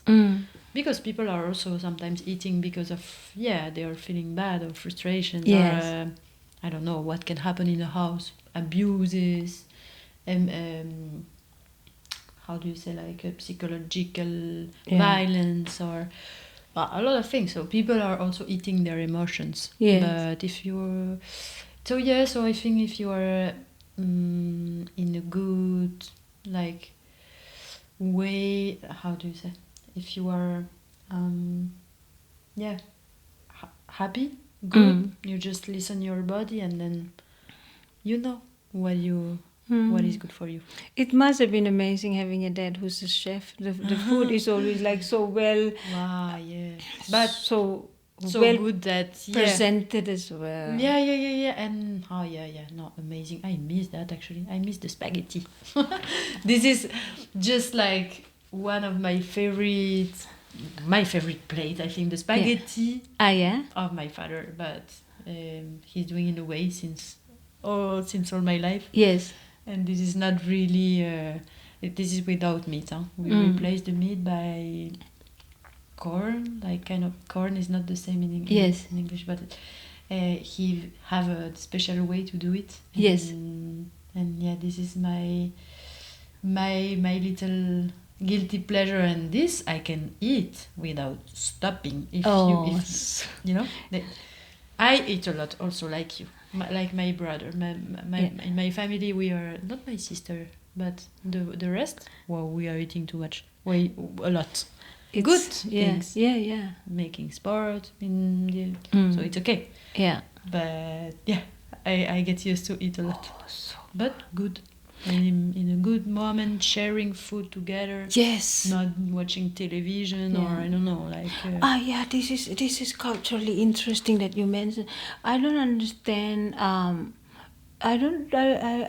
are people who can. Maybe because it's just that they're alone. They put the television all the time. And then they eat in front of the television. Yeah. Do you have? Is it common in Belgium? I don't find that. No, I don't think it's common. I think if you are alone, living alone, maybe. But even in my friends, it was never the case when I was going to eat dinner. Always on a dining table. No, the television. Yeah, and I feel also my generation, we are watching less and less TV. Yeah. Well, because it was, like merging to the internet as well. Yeah. This and but I it's crazy how like more I grow up, more I feel I'm has-been for some things, like I didn't the children that born now. Yeah. They have access to. They will feel that AI is completely part of their life. Yeah. It's normal. But when I was thinking about AI, like when I was young, because when I grew up, I had this big television that you saw. We had one like this in my house. Yes, they're all And it wasn't not even working. We were putting the cassette, and that's why we were watching film. The VHR, I think what it's called. Is that what? Yeah, the big cassette. Yeah, for film. Yes, exactly. Yeah. This. I remember. Yeah, or the first phone. The big, like the Nokia. Nokia I had. Oh my God. Yeah. I had Nokia. Yeah, it's just little gray phone, and the screen is only like this big. Yes. The message cannot be long. Yeah. You have to pay. The message will not. After 10 messages you had to pay. Or if you want to download a game like the Snake. The phone calls cannot be long. Yeah. The Tetris game. Yeah, exactly. No, but and then when you realize you come from that. Yeah. Maybe that's why because we saw that. I remember my childhood. I was going in the trees. I was outside in my garden, make so much souvenir, like memories. Going in the snow with my brother and my sister, making some igloo. Yeah. Or we were outside a lot. I was doing treasure hunts. Treasure hunt. Or show. We were doing show with my brother and my sister to my parents. So we were like, okay, tonight, or playing a lot of board games also. Oh yeah. This is the vision of what I want for my future. That's a good thing having siblings. Yes. You always have friends to play with and fight with. And fight. Annoy each other. Yeah, of course. That's how you learn to be with each other. Learn to love each other. And the relations that you are more close for one, and then for the other one with the other one. Yes. Wow, building igloos. Yes. You were mentioning, or was it that you mentioned? Sorry, I had something flying in my head before, and it was super interesting. We were talking about you playing with your siblings. Oh man, about television. About television. Oh yes, did you catch the period of, or maybe to all telegrams? Not the telegram app, but there was telegram where people actually go to the post office to send telegrams. So it's faster than a postcard and letters. Oh really? Yeah. I think no, but I am still in the period of time that we were opening a book with the names to call. You have all the names and the numbers of the people to call. you know? Yes. Of you're from that period. Yeah. Okay. Yeah. That's It's they say privacy now, huh? But this then it's called the yellow page in Australia, and and also the white page is for the business. Business telephone numbers. Yes. Wow. This was a period even before. So I had caught the period of radiogram. Yeah. So radiogram was you send a message to your family through announcement on the radio, and you could be overseas somewhere, and so like that's how people hear it on my island. So if somebody give birth, a family give birth in overseas, they will send a radiogram to say this radiogram is for this so and so family in such and such part of the island. And then you will hear. And so if you don't have a radio, this is how we communicate on my islands. Whoever has a radio, they are somehow emotionally and like morally obliged in a way, unspoken obligation, and they would pass on the news to tell the people that they hear, pass it until they hear it, or there is a birth happen in your family or the death happen in your family. So usually, because when people give birth and there's death, they always bring back something to the island to do a proper ceremony. Yeah. And so this is in the proceeding of when they will come to the island, return to the island to do this ceremony and that sort of stuff. So it's always a follow-up. So I grew up in that. So you have to have a radio, at least one person somewhere in the next 5 villages. Yeah. And so because in my island, to inform each other, we either walk far away or ride a horse to say there is an occasion happening, family occasion or something. Yeah. So everything was done so I grew up. I grew up still where there's some things that were still like in the Stone Age. I really mean it. We did things with only stones, like Stone Age. Yeah. Wow.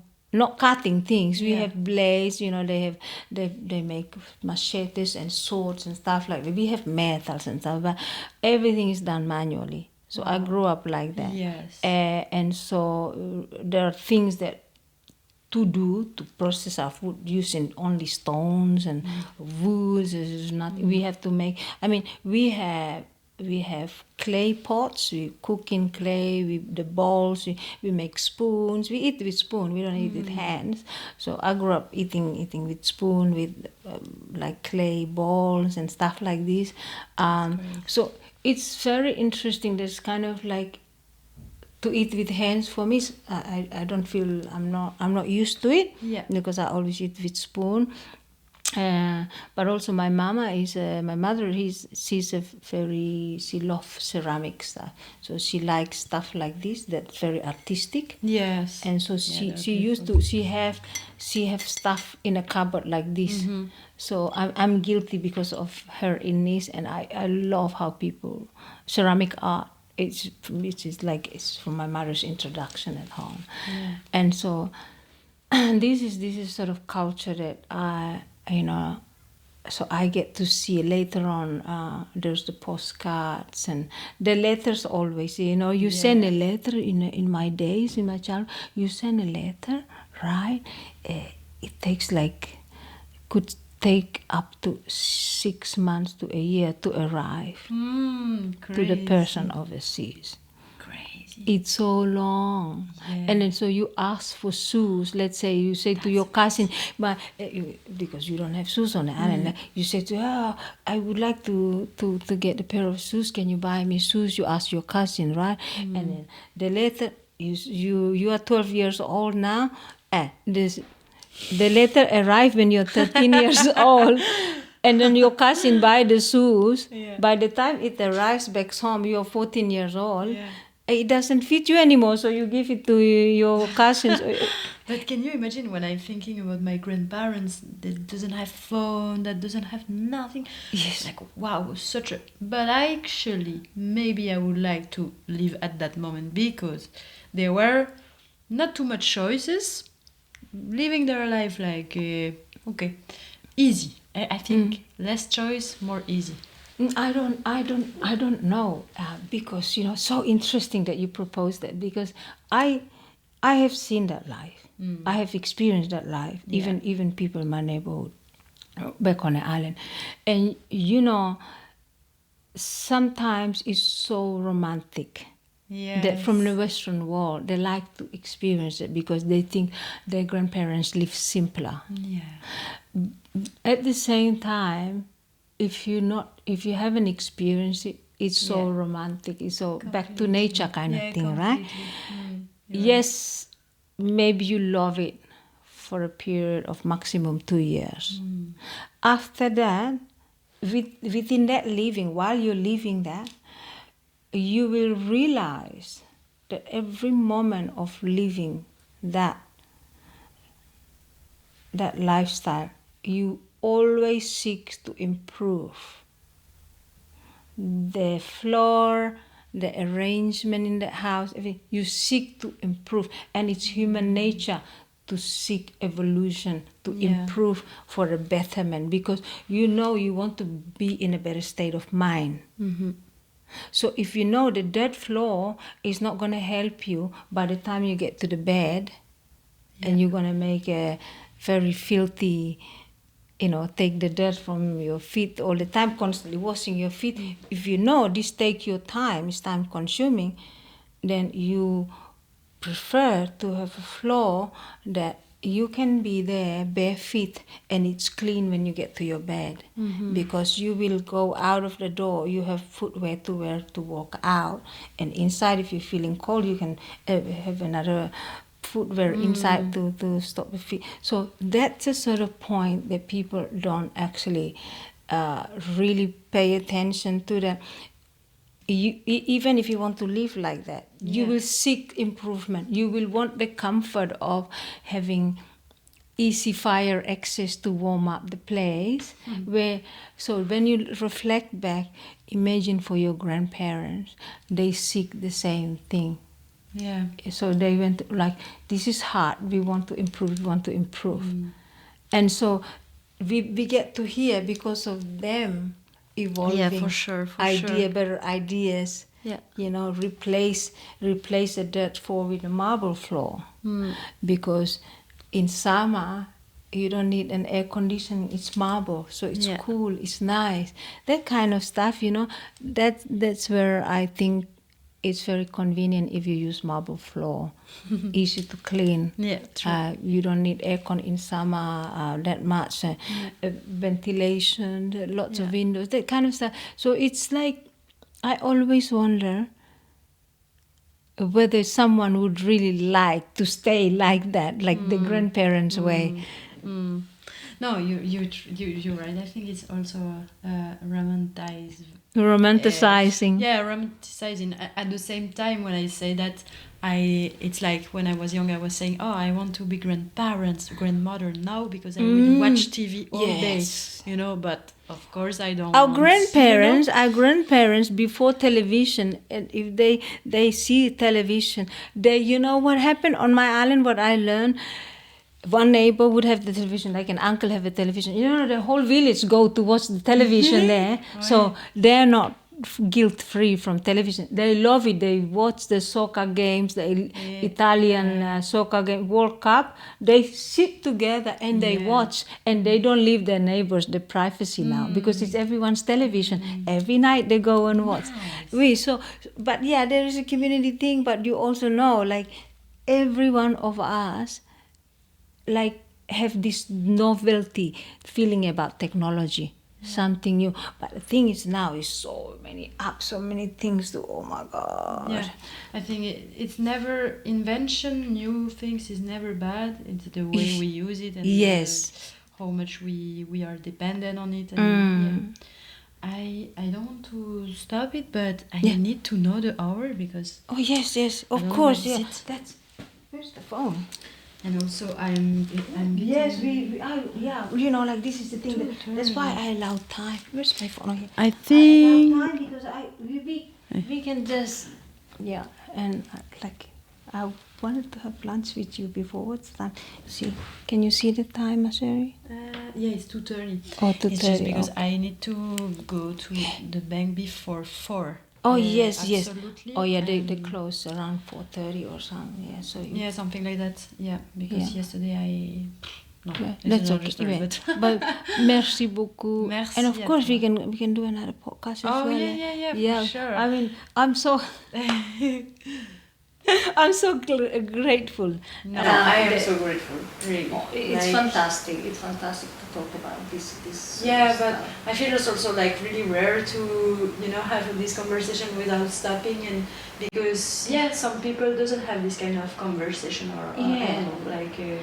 I feel it's really I feel really grateful, and also that you think that I was something to say, the sharing vision of the world also. It's a nice I think it's a nice sit down to have healthy conversations like this, because you can spend time